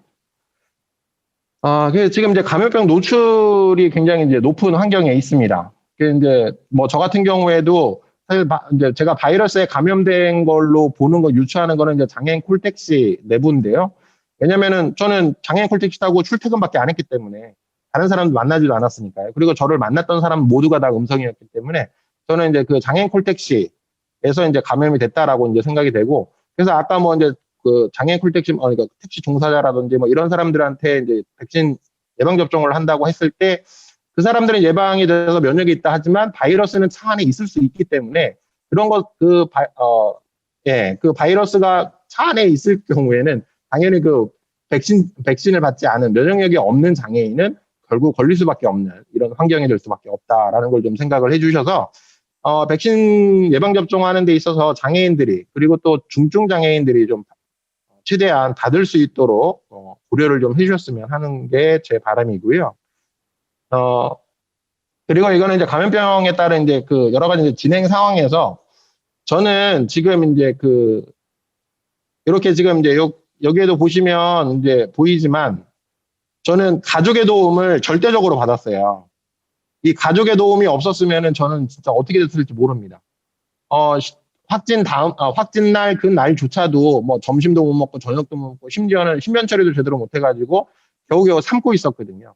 그런 상태에서 휠체어에 앉은 상태로 하루를 지새야 되나 이런 생각도 했었는데, 만약 여러분들 지금 이제 관계자들 뭐 보건복지부나 아니면 뭐 질병관리본부나 이런 쪽에 있는 분들이 본인 스스로가 의자에 묶어놓고 24시간 48시간 있는다라고 생각을 해보십시오.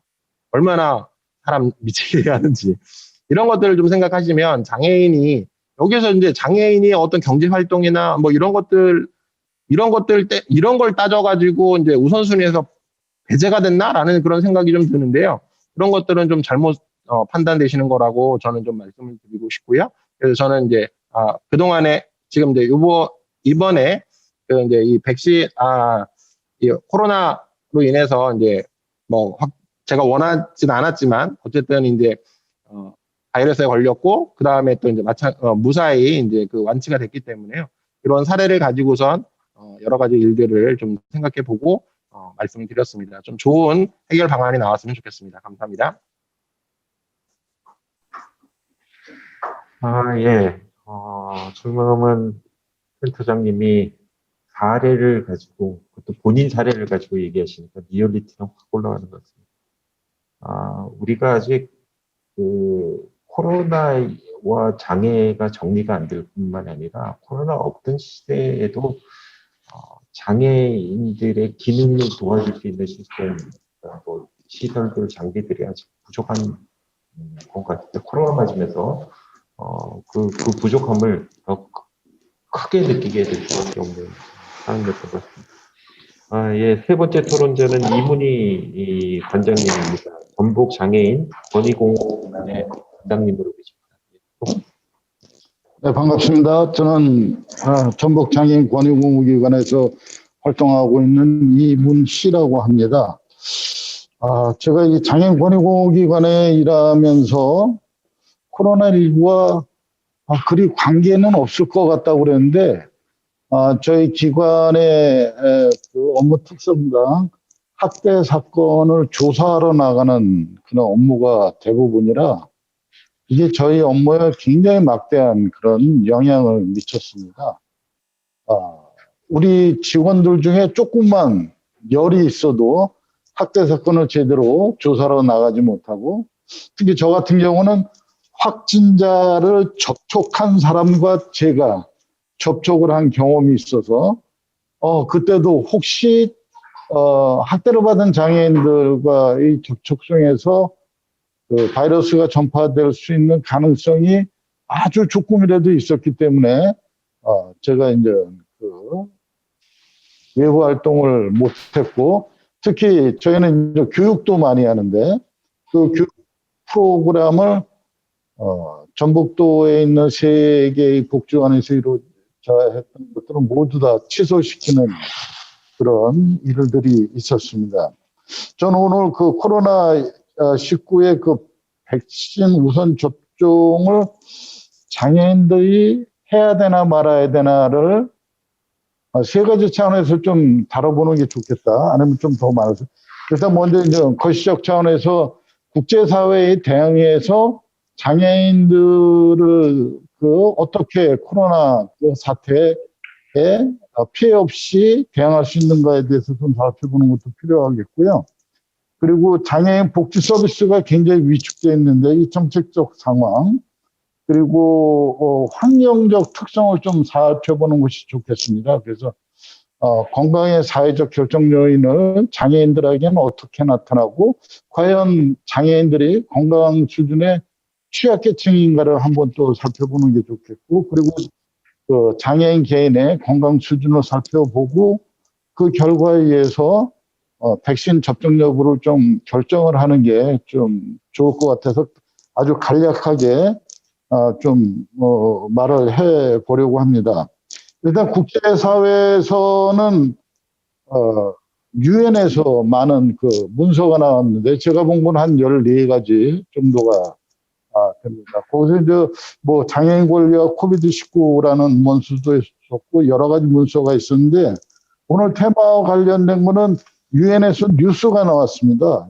그 작년 3월 19일 날 나온 뉴스인데, 거기서 정부와 지역사회가 적절한 조치를 취하지 않으면 장애인 차별이 코로나19 위기 동안 증가할 것이라는 경고가 있었다는 것이고, 이것은 무엇을 의미하냐면은 코로나19 대응 기간 동안 장애인이 정책의 후순위로 밀려날 수 있다고 경고를 했다는 것을 우리는 꼭 명심을 해야 되겠습니다. 이에 대해서 아이다라고 국제장애연맹에서 이 장애인과 코로나19로 인한 그 우려를 발표한 적이 있습니다. 첫 번째로 우리가 오늘 많이 토론했던 장애인은 코로나19 감염이 매우 높다는 점이죠. 뭐 지금까지 많이 말씀을 해주셨지만 예방을 위한 접근 정보나 위생시설로의 접근이 어렵고, 그리고 본인의 의사와 관계없이 외부 환경이나 또한 지원 인력과의 물리적 접촉을 통해서도 감염 위험이 매우 높은 것이고, 그것이 우리 한국에서 그대로 적용이 됐습니다.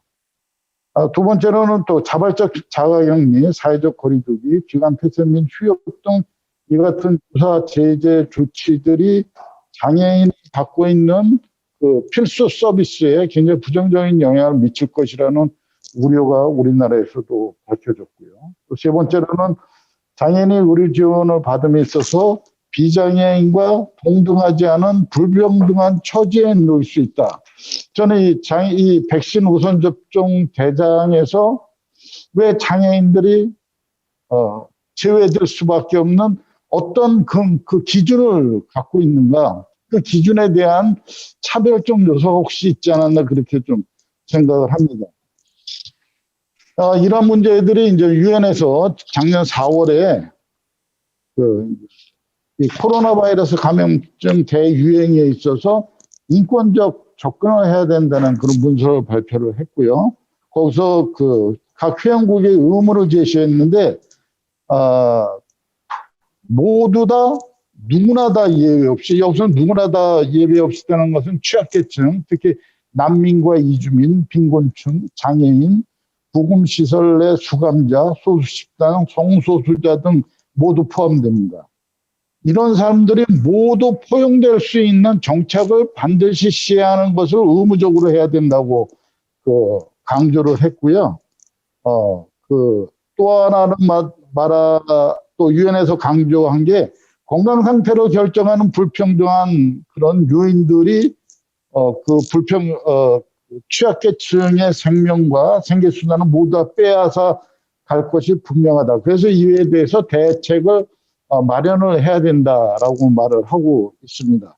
결국 이 코로나19에 있어서 해결책의 그 정책 기조는 평등과 비차별로 문제를 해결해야 되고, 그것이 이제 평등과 비차별에 해당되지 않는 사람이 발생하면 아주 비극적인 결과를 갖고 올 것이라고 강조한 바를 있습니다. 지금까지 여러 상황을 보면 제가 좀 문서를 읽어보니까 전문가들은 백신 접종이 이 코로나19의 유일한 해결책으로 제시하는 글을 제가 읽었습니다. 그래서 아마 우리 이정성 의원님께서도 작년에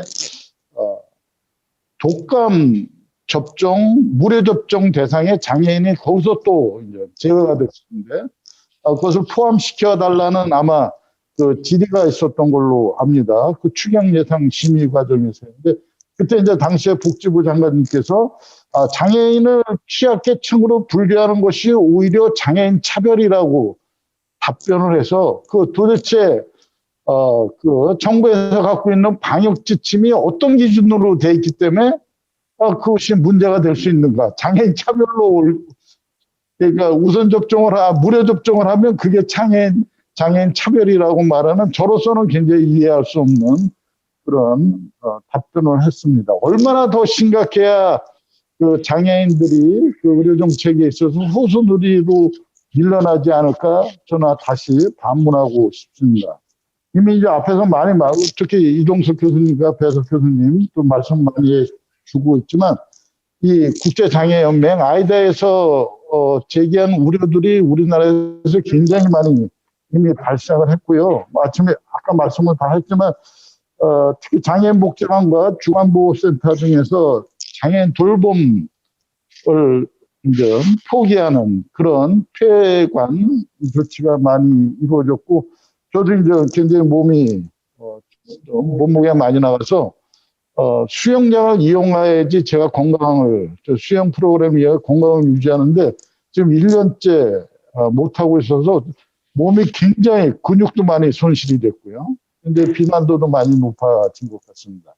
이런 문제라든가 또 장애인 거주시설에 집단 감염, 특히 중증장애인 공개채용 면접 시험이 연기됐다든가 국민연금공단 서비스 지원 종합조사가 연기되는 등 아주 장애인들의 삶의 질을 결정하는 그런 서비스를 받을 수 있는 기회가 계속 차단이 되고 있습니다. 근데 여기서 우리가 좀 더 상기시켜야 될 거는 다시는 발생하지 말아야 될 비극적인 일이 발생이 됐는데, 제가 아까 말한 대로 복지관이나 학교, 여러 가지 센터 등에서 운영을 중지시키거나 축소하는 일이 있어서, 이게 어떻게 되냐면, 이분들이 이제 이용하시는 장애인분들이 그 시설이나 아니면 여러 가지 복지 프로그램 행하는 곳에 가서 있어야 되는데, 가지 못하니까 집에 재가족화가 이제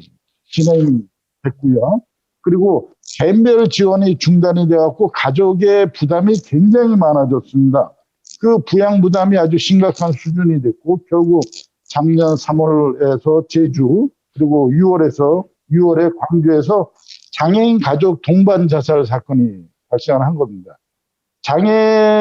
이 코로나를 확산시키는 걸 갖다 방지하겠다는 거는 그걸로 이제 제한된 효과가 좀 이렇게 나타나야 되는데 이게 나비 효과처럼 돼갖고 보호한다는 것이 결국 생명을 뺏는 조치로 이게 엉뚱한 풍선 효과가 나타나서 돌이킬 수 없는 비극이 나타난 것이죠. 이런 일이 다시는 절대적으로 발생을 해서는 안 될 것입니다.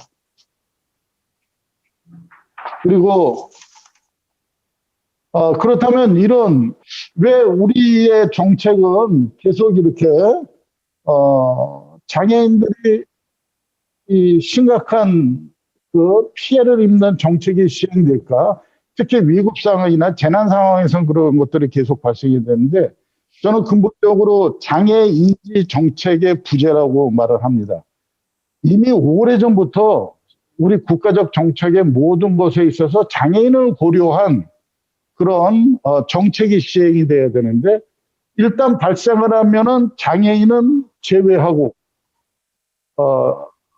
비장애인 중심의 그 주류 사회 중심의 정책이 시행되다 보니까 장애인 거는 따로 만들어야 되고 장애인 거는 따로 만들어야 되고 하니까 그거에 대한 사각지대가 발생을 해서 이런 일이 일어나지 않을까. 특히 이 정부의 감염병 재난 대응 전략을 보면 위기경보 체계 운영, 재난 대응 조직, 그리고 방역 재난관리 체계 전문성, 정부의 공유 및 공개, 국민의식 수준으로 이렇게 구성이 되는데 이번 경우에 이 전략에 장애인을 고려한 전략이 과연 논의된 적이 있었는지 이 관점의 차이인 것 같아요. 이 전문가들의 관점에 장애인을 고려되지 않을까? 장애 감수성, 장애 인지 정책이 이제 앞으로도 계속 무시된다면 앞으로 이제 저는 5년이나 10년 후에 다른 감염병이 분명히 다시 이제 확산될 거라고 생각할 때 그렇게 되면 장애인들의 비극은 반복될 것이라고 저는 예측을 하게 됩니다. 그리고 경강의 사회적 결정 요인을 비교를 하게 되면 장애인 건강 불평등이 아주 그대로 일어납니다. 이미 그 WHO에서 건강에 대한 사회적 결정 요인을 다 강조를 한 적이 있고 그걸 갖다 제가 한번 비교를 해봤더니 장애인 가구의 소득은 어떻게 되냐면 수입과 지출이 이제 볼 수가 있는데 이 가난한 것은 건강에 직접적으로 악영향을 미칩니다. 빈곤이 이제 악영향을 미치는데 장애인 계층은 절반밖에 안 돼요. 비장애인의. 분명히 건강이 나쁜 상태입니다. 그리고 장애인의 교육 수준도 물론 이제 교육 수준과 건강 간의 일관된 관계를 찾아보기는 힘들지만 열악한 환경으로 장애인들의 교육을 받지 못한 사람들이 굉장히 많이 못 삽니다. 초등학교 미만들도 굉장히 많고요. 그렇게 하게 돼서 소득 수준도 많고, 근데 이런 분들이 새로운 의료기술이라든가, 그 다음에 2차 예방 서비스라든가, 또 건강 증진 서비스에 대한 정보가 부족해서 건강에 적절한 대응을 하지 못하는 경우가 많이 발생을 해서 병원 가는 것을 굉장히 병원 방문의 수가 비장애인들에 비해서 굉장히 낮고 한 번 방문을 하면 입원 기간이 굉장히 많고 굉장히 의료 비용을 많이 지출해야 되는 결과를 나타냅니다. 직업은 말할 바 없고요. 물론 이제 직업과 소득, 직업이 건강을 이렇게 결정하는데 직접적인 원인이 없다고 생각을 하지만 영국에서 연구조사한 거로 보면 계층 간의 건강 수준이 굉장히 차이가 있고, 그리고 이제 임시직과 상용직을 비교해 보면 상용직이 더 건강 상태가 나쁜 것으로 나옵니다. 스트레스로 인해서. 그래서 장애인의 고용 상태를 이와 비교해 보면 비장애인에 대해서 굉장히 불안정한 고용 상태로 보이고 또 열악한 근무 환경 속에 있기 때문에 건강으로 악영향을 미치는 것으로 나타나고 있습니다. 사회적 네트워크가 건강의 수준을 결정하는 굉장히 좋은 지표가 된다고 하는데 장애인들은 비장애인에 비해서 그렇게 가족의 수라든가 친구의 수에서 비장애인과 그렇게 별로 차이가 없지만, 만족도도 별로 차이가 없지만, 이 정신 장애인이나 자폐성 장애인들은 친구나 가족들과의 관계 만족도가 매우 떨어집니다.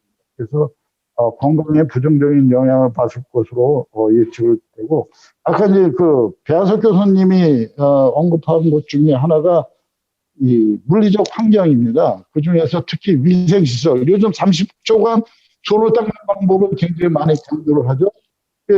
제가 2018년도 편의시설 실제조사 결과를 보니까 위생시설의 적정 성취율이 64%에 불과합니다. 5군데 중에 3군데만 장애인들이 손을 씻을 수 있는 통계적 수치를 갖고 있는데, 이것도 그럼 확실하냐? 실제 가보면 구조를 이상하게 이렇게 만들어놔서 실제 이용률은 이거보다 훨씬 더 떨어질 것으로 저는 추측을 합니다. 그러니까 손잡기조차도 그 어려운 상황이 감염의 노출을 굉장히 심각하게 만들 수가 있고요. 물론 이제 이것뿐만 아니라 주거 형태가 열악하죠. 비닐하우스에서 거주하시는 분, 특히 그 영양 상태가 저는 장애인 건강에 굉장히 많은 영향을 줄 거라고 생각을 하는데, 우리나라의 국건영이라고 있습니다. 국민건강영양조사에 장애인들을 조사하는 많은 설문지들이 있는데, 장애인에 대한 결과 조사를 안 내서 장애인들이 영양 상태가 얼마인지도 밝히지 못하고 있고요. 그리고 결식률도 이제 어떤 그룹에서는 장애인 결식률이 비장애인에 비해서 아무런 문제가 없다. 어떤 결식률에서 3, 4배의 차이가 나는 것으로 나타나고, 그러니까 기본적인 통계조차도 이제 추출이 되지 않는 그런 상태입니다. 그리고 장애인 건강권법이 만들어져 있는데, 제가 체감하는 것은 아무것도 없습니다. 결과적으로는 건강위험에 노출된 위험군 중에 하나가 장애인이고, 비장애인들과 그 건강열차를 굉장히 크게 발생시키고 있습니다. 이런 게 실제적으로 장애인들에게 건강 상태를 악화시키고 있느냐?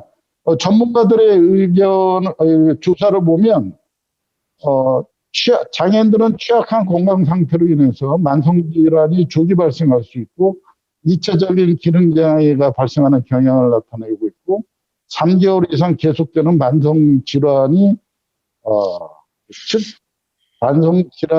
장애인의 70%가 장애 관련이 있거나 장애 외에 다른 만성질환을 앓고 있는 것으로 나타나고 있습니다. 물론 이제 건강검진 수검자 비율도 굉장히 낮게 나타나고 있고요. 특히 이제 우리가 이 조사망률이라는 게 있습니다. 인구 10만 명당 얼마나 많은 수가 이제 사망을 하고 있느냐를 살펴보면, 장애인은 비장애인보다 5배나 높고요. 통계가 장애인 조사망률에 대한 통계가 그렇게 오래되지는 않았지만, 점점 그 격차가 더 벌어지는 것으로 나타나고 있습니다. 그리고 요즘 광고에 그거 보죠. 기대수명. 요즘 태어나는 애들은 150세까지 살 수 있다고 말을 하는데, 장애인들은 기대수명조차 측정이 못 되고 있고, 태어날 때와 사망했을 때 그런 평균 수명을 보면 비장애인에 비해서 한 8년 정도가 짧은 것으로 나타나고 있습니다.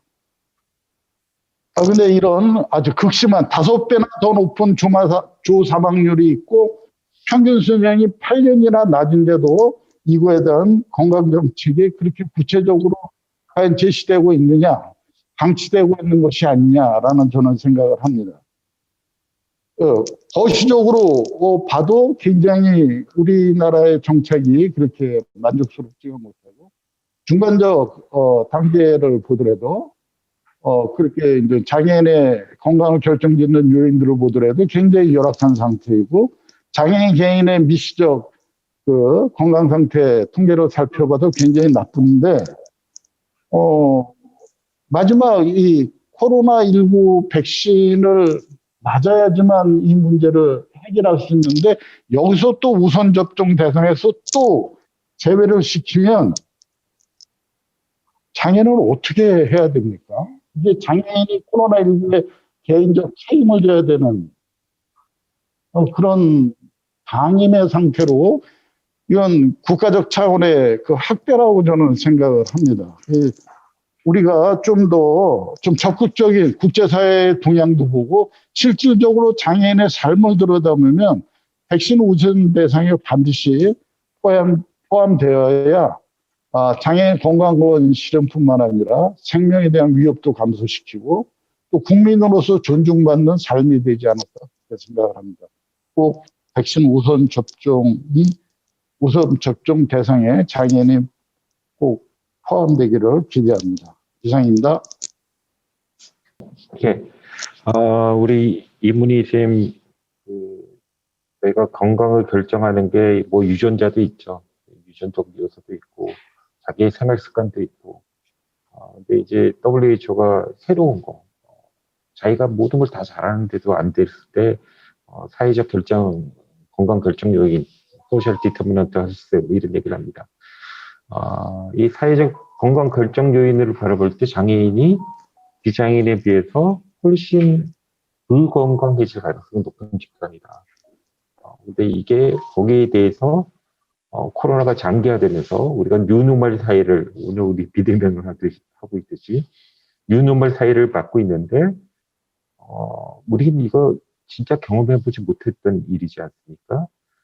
신종 감염병이 7만 명, 8만 명 이렇게를 경험해 본 적이 없고요. 대형 환자를 경험한 적도 없고 신종 감염병을 1년 이상 겪어본 적도 없고요. 그래서 뉴노멀을 결정하고 있는데 제가 주장하고 싶은 일본이 뭐냐면요. 뉴노멀도 노멀입니다. 새로운 일상도 우리가 받아들여진 일상입니다. 근데 그 일상처럼 행동을 해야 되는데 아직도 우리는 일상이 아니라 새로운 임기응변으로 자꾸 움직이는 것 같고요. 그러다 보니까 우리가 일상으로 간다 그러면 장애인, 비장애인에 대한 정책 이런 것들이 이머전시보다는 응급상황보다 좀 낮을 것 같은데 일상으로 아직 못 받아들여서 이런 현상이 더 증폭되지 않나라는 것을 말씀해 주셨던 것 같습니다. 예, 우리 배아석 선생님, 정영만 선생님, 이문희 선생님의 토론을 들었고요. 이제 정책을 하고 계시는 보건복지부의 장애인 정책과의 이선영 과장님의 토론 한번 들어보고 싶습니다. 예, 과장님, 토론해 주십시오. 네, 안녕하세요. 장애인 정책과장 이선영입니다. 먼저 이렇게 감염병 대책하고 관련해서 여러 전문가분들과 같이 의견을 나눌 수 있는 자리를 만들어주신 이종석 의원님께 감사드립니다. 그동안 사실 장애인분들과 가족분들이 일상생활을 유지하고 감염 활동을 하실 수 있도록 예방하실 수 있도록 많은 노력들을 좀 기울여 왔으나 아마 현장에서는 여전히 부문별로 부족하다고 느끼시는 점이 많다는 생각이 듭니다. 발표를 해주신 이동섭 교수님 발표 자료에 여러 가지 문제점과 개선 방안들을 잘 들었는데요. 현장에서 조금 더 실행이 되도록 하기 위해서 저희가 노력을 기울여야 되는 분도 있는 것 같고 또 이미 조금 시행이 되고 있는 대책들도 있는 것 같습니다. 첫 번째로 정보 접근성 부족 문제 관련해서는 사실 초기에 저희가 선별 진료소 내에서 장애인분들하고 이제 의사소통이 좀 어려운 분들이 원활하게 검사가 진행될 수 있도록 하는 부분에 좀 초점을 맞췄던 부분들이 있는데 그 이후에 자가격리나 손 씻기 이런 장애인들 안내를 하도록 하는 가이드라인을 매뉴얼에 좀 포함을 해서 지자체에 배포한 바 있습니다. 아마 이를 바탕으로 서울시에서 최근에 코로나 대응 영상물을 제작해서 배포한 바가 있는데 저희도 이게 문자가 아니라 영상물이어서 보고 듣고 따라할 수 있는데 굉장히 유익하지 않나 해서 조금 확산할 수 있는 방안이 있는지 검토를 하고 있습니다. 접근성 관련해서는 사실 여러 어려운 점들을 크게 저희도 인식을 하고 있고요. 또 기존의 확진자가 막 확산이 크게 될 때 있던 시설에 생활치료센터 등이 활용이 되다 보니까 좀 여러 가지 어려운 점들이 있었습니다. 아까 정영만 센터장님 사례 가슴 아프게 들었는데 그 이후에 사실 저희가 조금 관련해서 여러 가지 대책들을 좀 만드는 바가 있습니다. 그 자가 격리자나 확진자 장애인분 모두 활동 지원을 좀 받도록 지침도 좀 변경했고, 또 활동 지원 수급자가 아닌 경우에도 활동 지원을 긴급하게 받도록 좀 한다든지, 그리고 그 일상 생활 지원을 같이 받을 수 있는 장애인 전담병원을 재활원에 좀 지정해서 지금 오픈이 되어 있는 상태입니다. 그 생활치료센터에 대해서도 편의시설을 갖춘 센터에 우선 저희가 확보를 해서 배치하도록 그렇게 지금 지침이 이미 바뀌어져 있습니다. 이 현장에서 좀 잘 실행이 될 수 있도록 꼼꼼히 챙겨보도록 하겠습니다. 안타깝게도 장애인 거주시설의 확진자 확산이 지금 계속 좀 저희도 신경이 쓰이고 문제가 되는 상황인데요. 가장 중요한 것은 확진자가 발생했을 때 긴급 대응팀이 들어가서 동선을 분리하고 확진자분들을 신속히 이송하고, 그리고 확진자와 밀접 접촉한 분들까지도 임시 격리시설이나 다른 시설에 분리해서 저희가 보호하도록 하는 대책이 중요할 거로 인식하고 있습니다. 이 부분에 관련해서는 긴급 대응반 투입이라든지 또 의료 인력이라든지 그 진단 검사를 종사자분들 선제적으로 한다든지 하는 부분들을 방대본하고 중수본하고 계속 협의해서 좀 조치를 하려고 하고 있습니다.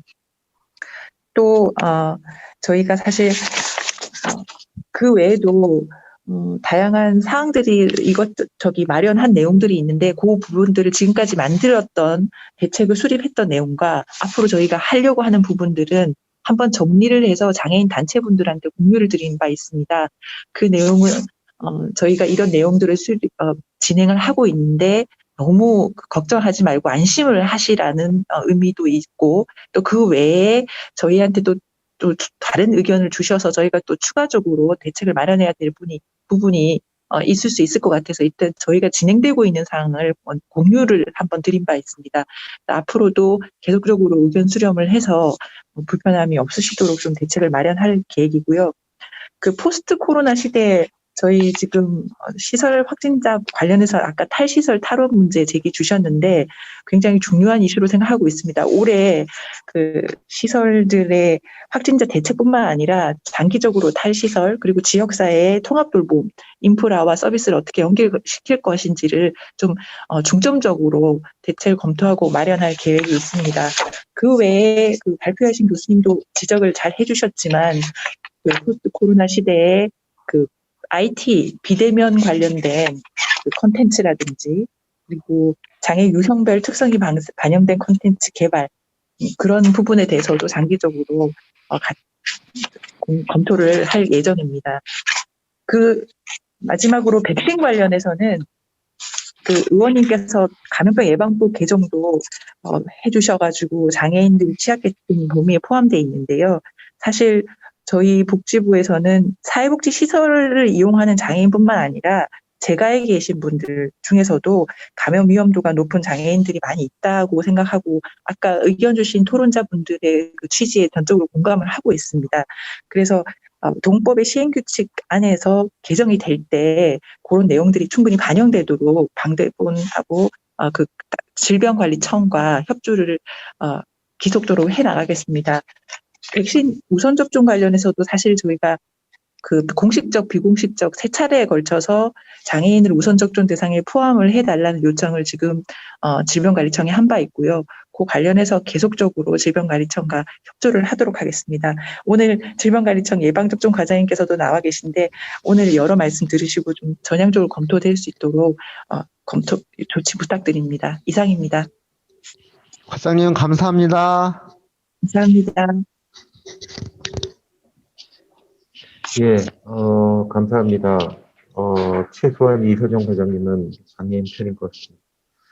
아직 부족한 점이 있고 더 할 일은 있을 것 같습니다. 그건 저희 사회 전반을 바꿔야 되는 것이기 때문에 좀 오래 걸리지만 저희가 최소한 백신과 관련된 문제는 의사결정이 그렇게 오래 걸릴 것도 아니고 인프라가 그렇게 필요한 작업도 아니어서 빨리 조속히 해결되기를 바라시는 것 같습니다. 그러면 질병관리청에서 어떻게 하실지 한번 예방접종관리과 과장님, 홍정희 과장님 모시고 토론을 한번 들어보겠습니다. 과장님, 홍 과장님. 네, 안녕하세요. 잘 들리시죠? 예. 네, 예, 마지막으로 이게 통화하게 돼서 좀 부담스럽기도 하고 합니다. 지금 좋은 말씀 많이 들어서 저희도 많은 공부가 되었고 또 생각을 또 가다듬는 그런 계기도 된 것 같습니다. 그 예방접종과 방역과 관련해서 많은 이제 전문가분들과 또 현장에 계신 분들께서 중요한 문제들과 쟁점은 대부분 다 지적해 주신 것 같아요.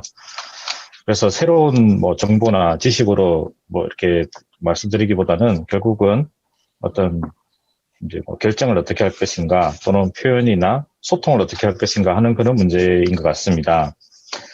아까 그 토론 중에도 나왔지만 이제 장애인 분들에 대해서 이제 가장 많이 말씀하신 게 그 예방접종의 우선순위에 들어가야 되는 거 아니냐라는 말씀도 많이 해주셨는데 이제 그 토론 중에도 얘기가 있었지만 이제 장애인 중에서도 우선순위에 포함되는 이제 만성질환을 가지신 분들도 있고 아예 그냥 신장이나 심장, 호흡기 질환 등과 같은 만성질환 때문에 장애인이 되신 분들도 있습니다.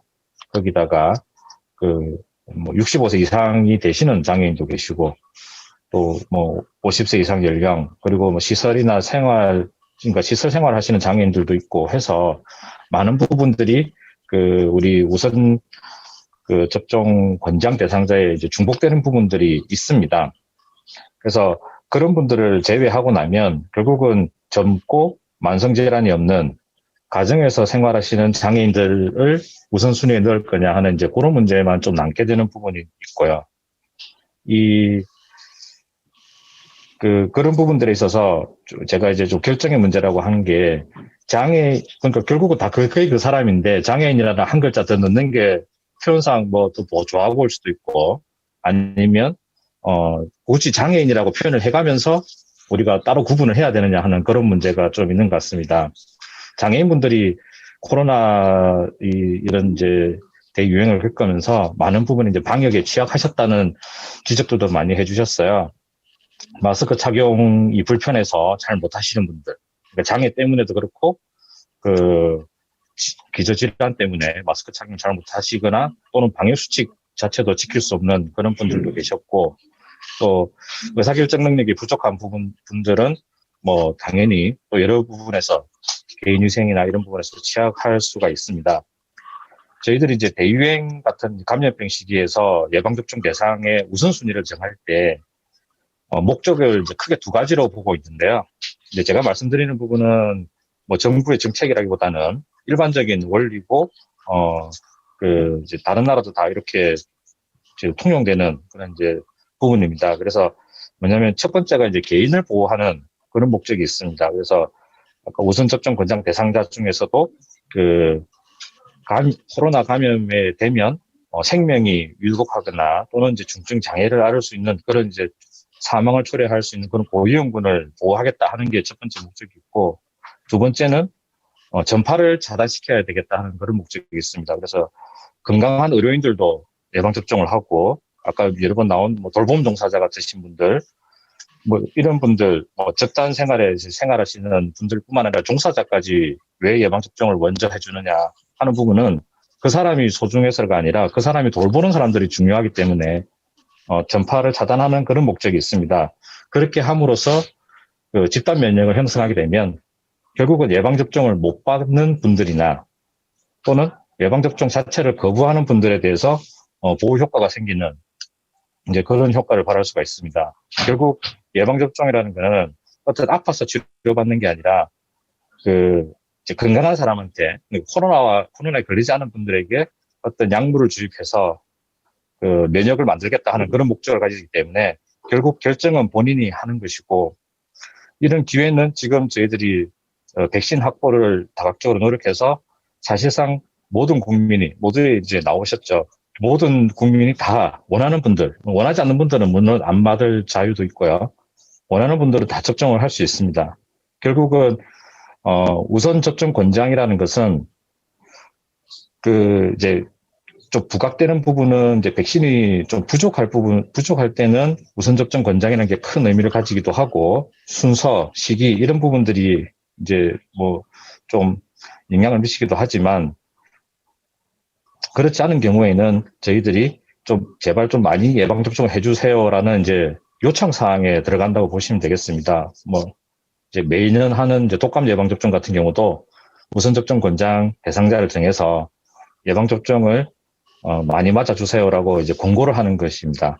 그래서 여기에는 그 판단의 영역은 오로지 의학적이거나 방역적 판단만 개입이 되지, 이분의 뭐 경제력이라든지 또는 뭐 이분의 다른 여러 사회적인 여건이라든지 이런 걸 고려하지는 않고 우선 접종 권장을 대상할 때는 의학적이고 방역적인 판단에 따른 그 우선순위를 그렇게 전문가를 통해서 정하고 있습니다. 누가 먼저 맞아야 되나 하는 부분에 있어서 대부분의 장애인분들은 장애를 앓게 된 원인들이 다 있으시기 때문에 대부분 또 다른 그렇지 않은 분들보다는 먼저 맞으실 기회가 당연히 있으실 거고, 또 장애인이 안 맞는다 그러면, 그러니까 장애인 분들이 또 이렇게 퍼뜨릴 위험이 별로 없기 때문에 그 장애인을 돌보는 사람 얘기도 많이 나왔습니다. 재가복지도 포함해서요. 이런 분들은 당연히 그 장애인을 보호하기 위해서 이분들도 우선순위에 들어가서 그 예방접종을 하시게 될 겁니다. 단지 이제 그 표현을 대부분의 장애인이 결국 먼저 맞게 되는데 장애인이라고 얘기를 하면서 맞게 될 거냐, 아니면 다른 표현, 그러니까 만성질환이라는 표현이라든지 또는 연령이나 이런 이제 일반인하고 동일한 시각에서 접근하는 그런 표현을 써서 하게 되느냐 하는 이제 그 부분에 조금 이제 저희들도 어떤 이제 그 고민스러운 부분이 있고, 이 부분들을 어떻게 정리를 할 것인지 저희들도 좀 노력을 해보겠습니다. 뭐 크게 많은 부분들이 달라질 것 같아요. 아까 말씀 중에도 한 70% 장애인분들이 만성질환을 앓고 있거나 만성질환 때문에 장애인이라고 하셨어요. 그리고 이 외에도 다 그냥 연령 때문에 대상이 되는 분들도 꽤 있기 때문에 결국은 대부분의 장애인이 다 포함되지 않겠나 하는 생각은 들기는 합니다. 저희도 그 정책적 제안들도 있고 하기 때문에요. 저희들이 좀 신중하게 검토를 해서 그 예방접종 전문위원회 이제 심의 대상이 돼 있다, 이런 우선순위를 이제 우선 접종 권장 대상자를 정하고 하는 부분은, 그래서 그런 부분들도 같이 논의를 할 수 있는 그런 기회를 가지고 검토를 해보도록 하겠습니다. 네, 이상 토론을 마치겠습니다. 네, 김과장 감사합니다. 우리 이제 5분의 토론을 다 들었는데요. 혹시 그 발표자, 토의자 중에서 서로 얘기하실 부분이 있으면 발언해 주시면 좋겠습니다. 예. 우리 저희 이동석 교수가 발언하시겠습니다. 몇 가지만 조금만 더 이렇게 추가적으로 좀 말씀드릴 사항이 있어서 조금만 말씀을 드리겠습니다. 아까 우리 질병관리청의 홍 과장님께서 맞는 말씀이시고요. 사실은 한 70% 정도는 지금의 기준으로도 다 포함이 될 것 같습니다. 그래서 사실은 뭐 이렇게 한다고 해서 장애인들이 하나도 포함 안 되는 거냐, 그건 아닌 것 같고요. 분명히 70% 정도는, 왜 그러냐면은 장애인 중에 한 50% 이상이, 지금 50% 정도가 노인이거든요. 그래서 거기가 이미 포함될 건데, 실은 신장 이런 내부 장애는 몇 프로 안 됩니다. 예, 그래서 이제 그쪽은 사실은 또 노인성이 많기 때문에 거기가 몇 프로 된다고 해가지고서 중복될 이렇게 숫자가 늘어나진 않고요. 그냥 중복돼 버릴 확률이 높고요. 아마 50에서 64세 요 연령에 의해서 또 한 10몇 프로 들어갈 것 같고, 그래서 많으면 한 70% 정도까지 들어가는 게 맞을 것 같고요. 근데 문제는 뭐냐면 나머지 30%의 문제인데, 그럼 이 사람들은 진짜 빨리 백신을 안 맞아도 될 것 같냐 하면은, 오늘 우리가 쭉 나온 얘기 중에서 뭐가 있었냐면은, 뭐 우리 의사 선생님도 그랬고 우리 과장님도 그러셨고, 편의시설의 부족이나 이런 걸로 인해서 손쉽기가 안 된다거나, 이런 게 꼭 50세 이상에서 벌어지는 게 아니라 젊은 층에서도 벌어지고 있고요. 특히 발달장애 같은 경우는 물론 이제 기저질환이나 만성질환이 없지만, 뭔지인지 모르지만은 그 사망 연령이 되게 낮습니다. 그러니까 지금 우리가 장애인들이 한 10살 정도 낮은데요. 발달장애인들은 한 30살 정도가 더 낮습니다. 사망 연령이. 그러면은 이분들이 50살, 지금 우리가 몇 년 전에 조사했을 때 발달장애인들의 사망한 연령을 그 해에 쭉 조사를 해봤더니 평균이 53세였습니다. 그럼 만약에 50세 이상을 맞춘다고 하면은 발달장애인 중에서는 상당수가 오히려 제외되고, 근데 그분들은 예를 정부 조건이라든지 편의시설이라든지 이런 게 너무 안 되는 문제가 있기 때문에, 그래서 이제 이거를 이제 아까 뭐 선택의 문제긴 한데, 그럼에도 불구하고 아마 장애계에서는 이제 장애인이라는 거가 조금 더 들어가 줘야 완벽한 장치가 되지 않을까, 좀 그런 말씀을 자꾸 드리는 것 같아요. 그래서 만약에 그게 너무나 힘드시면, 그래서 장애인 다 집어넣는 게 너무 힘드시면, 그게 또 바람직하지 않다고 생각하시면, 그냥 제 생각에는 꼭 중병으로 지금 나누는 게 바람직하지 않지만, 중증으로 나누면 발달장애인 분들은 어쨌거나 다 중이시거든요. 그렇기 때문에 가능하실 것 같으세요. 그래서 만약에 100%가 다 힘들다, 지금 뭐 산술적으로, 그러면은 그 중증 장애인 중에서 중증 장애인 이렇게 하는 방안도까지는 고려가 될 수가 있는데, 지금에 있는 것으로 해가지고도 우리가 장애인들을 포함할 수 있을 거다. 그거는 이제 조금 아마 빠져나가는 부분이 너무 많을 것 같다. 예, 그 말씀을 좀 드리고 싶었습니다. 예, 저도 그거와 관련해서 한 말씀 드리고 싶으면, 저희가 9개 유형이 있습니다. 우선 접종 대상자. 거기에 장애인도 있고 비장애인도 있어. 그리고 이제 우선 접종 대상자가 아닌 부분에 장애인도 있고 비장애인도 있겠죠. 근데 모든 우선 접종 대상자든지 아니든지 거기 장애인을 우선한다. 그것만 집어넣어도 되지 않습니까?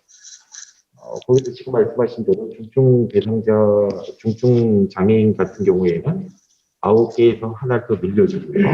뭐 그분들 그렇게 숫자가 많지 않은 걸로 알고 있으니까 그 정도 정리를 해도 되지 않을까, 이런 생각이 들었습니다. 저희가 예상하는 시간보다 좀 늦어졌어요. 오늘 그럼에도 불구하고 의미 있는 발표와 토론이었다고 생각해서 중간에 시간 제재를 안 했습니다. 저희가 잘 사는 국가, 좋은 국가라 그러면 이게 표준 편차, 그러니까 차이가 좀 적게 나는 국가인 것 같아요. 잘 사는 게 우리가 이제 GDP도 올라가야 되지만 진짜 잘 사는 사람과 진짜 못 사는 사람들, 그럼 진짜 못 사는 사람들, 그 상대적으로 못 사는 사람들이 그래도 인간답게 살 수 있게 되는 국가인 것 같아요. 그런 측면에서 보면 장애인들이 그렇지 않은 분들이 많기 때문에 국가의 관리가 더 필요한 계층이라고 보여지고요. 코로나처럼 팬데믹일 때는 이건 더 증폭되는 것 같습니다. 그래서 우리가 더 꼼꼼하게, 더 적극적으로 관리해줘야 되는 대상이 아닌가라는 생각을 했습니다. 이런 시적절하게 내가 지금 백신 문제, 코로나의 게임 체인저라고 보여지는 백신 문제에 대해서 오늘 이 귀중한 간담회를 마련해주신 이종성 의원님에게 감사드립니다. 이종성 의원님, 오늘 대책 마련에 대해서 종합적으로 한 말씀 해주시겠습니다. 네, 오늘 발제해 주신 분들 또 토론해 주신 분들 모두 너무 감사드리고요. 어쨌거나 아까 우리 홍정익 과장님 말씀하신 부분에서 결정의 문제, 여러 가지 판단, 의학적, 방역적 판단을 고려하겠다라고 이제 말씀하셨는데, 어쨌거나 아까도 목표에 말씀드린 바와 같이 정말 어디에 관점을 둘 것이냐, 우리가 건강과 생명, 국민들의 건강과 생명을 권하는 그런 인권적 측면에 근거를 둘 것이냐, 그런 합리적인 기준이 제시돼야 국민들이 공정하다고 생각하고 거기에 순응하고 또 동의하고 따를 것이라고 보여집니다. 국민들이 아무리 힘들어도 국가적으로 국난을 극복하기 위해서 모두가 감수해야 되는 그런 어려움이라고 한다라고 하면은 국민들이 순응하고 또 따르겠지만, 어느 순간 이 기준이 합리적이지 못하다라는, 어떤 공정하지 못하다라는 그런 느낌을 줬을 때 국민들로부터 신뢰를 잃었을 때 그 국민들의 인내는 순식간에 무너질 수 있다라는 그런 부분들 염두에 두시고요. 정말 우리가 그런 접종에 있어서 글쎄 모르겠어요. 그 백신이 어느 정도 순차적으로 빨리빨리 이제 들어올 수 있을지, 다른 나라, 이스라엘 같은 경우는 이제 27%의 접종, 그러니까 점유율을 달성하고 있는 거에 비해서 비춰보면은 우리나라가 상대적으로 지금, 접종이 늦은 거는 부인할 수가 없는 사실입니다.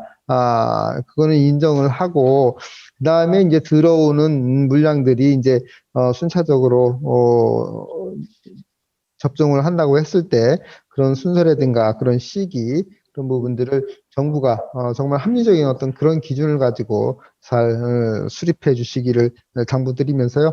오늘 정말 고생 많으셨고 또 토론이 끝까지 참여해 주신 분들 모든 분들께 감사드립니다. 고맙습니다. 네, 이것으로 우리 토론회 간담회 마치겠습니다. 끝까지 참여해 주셔서 감사합니다. 감사합니다.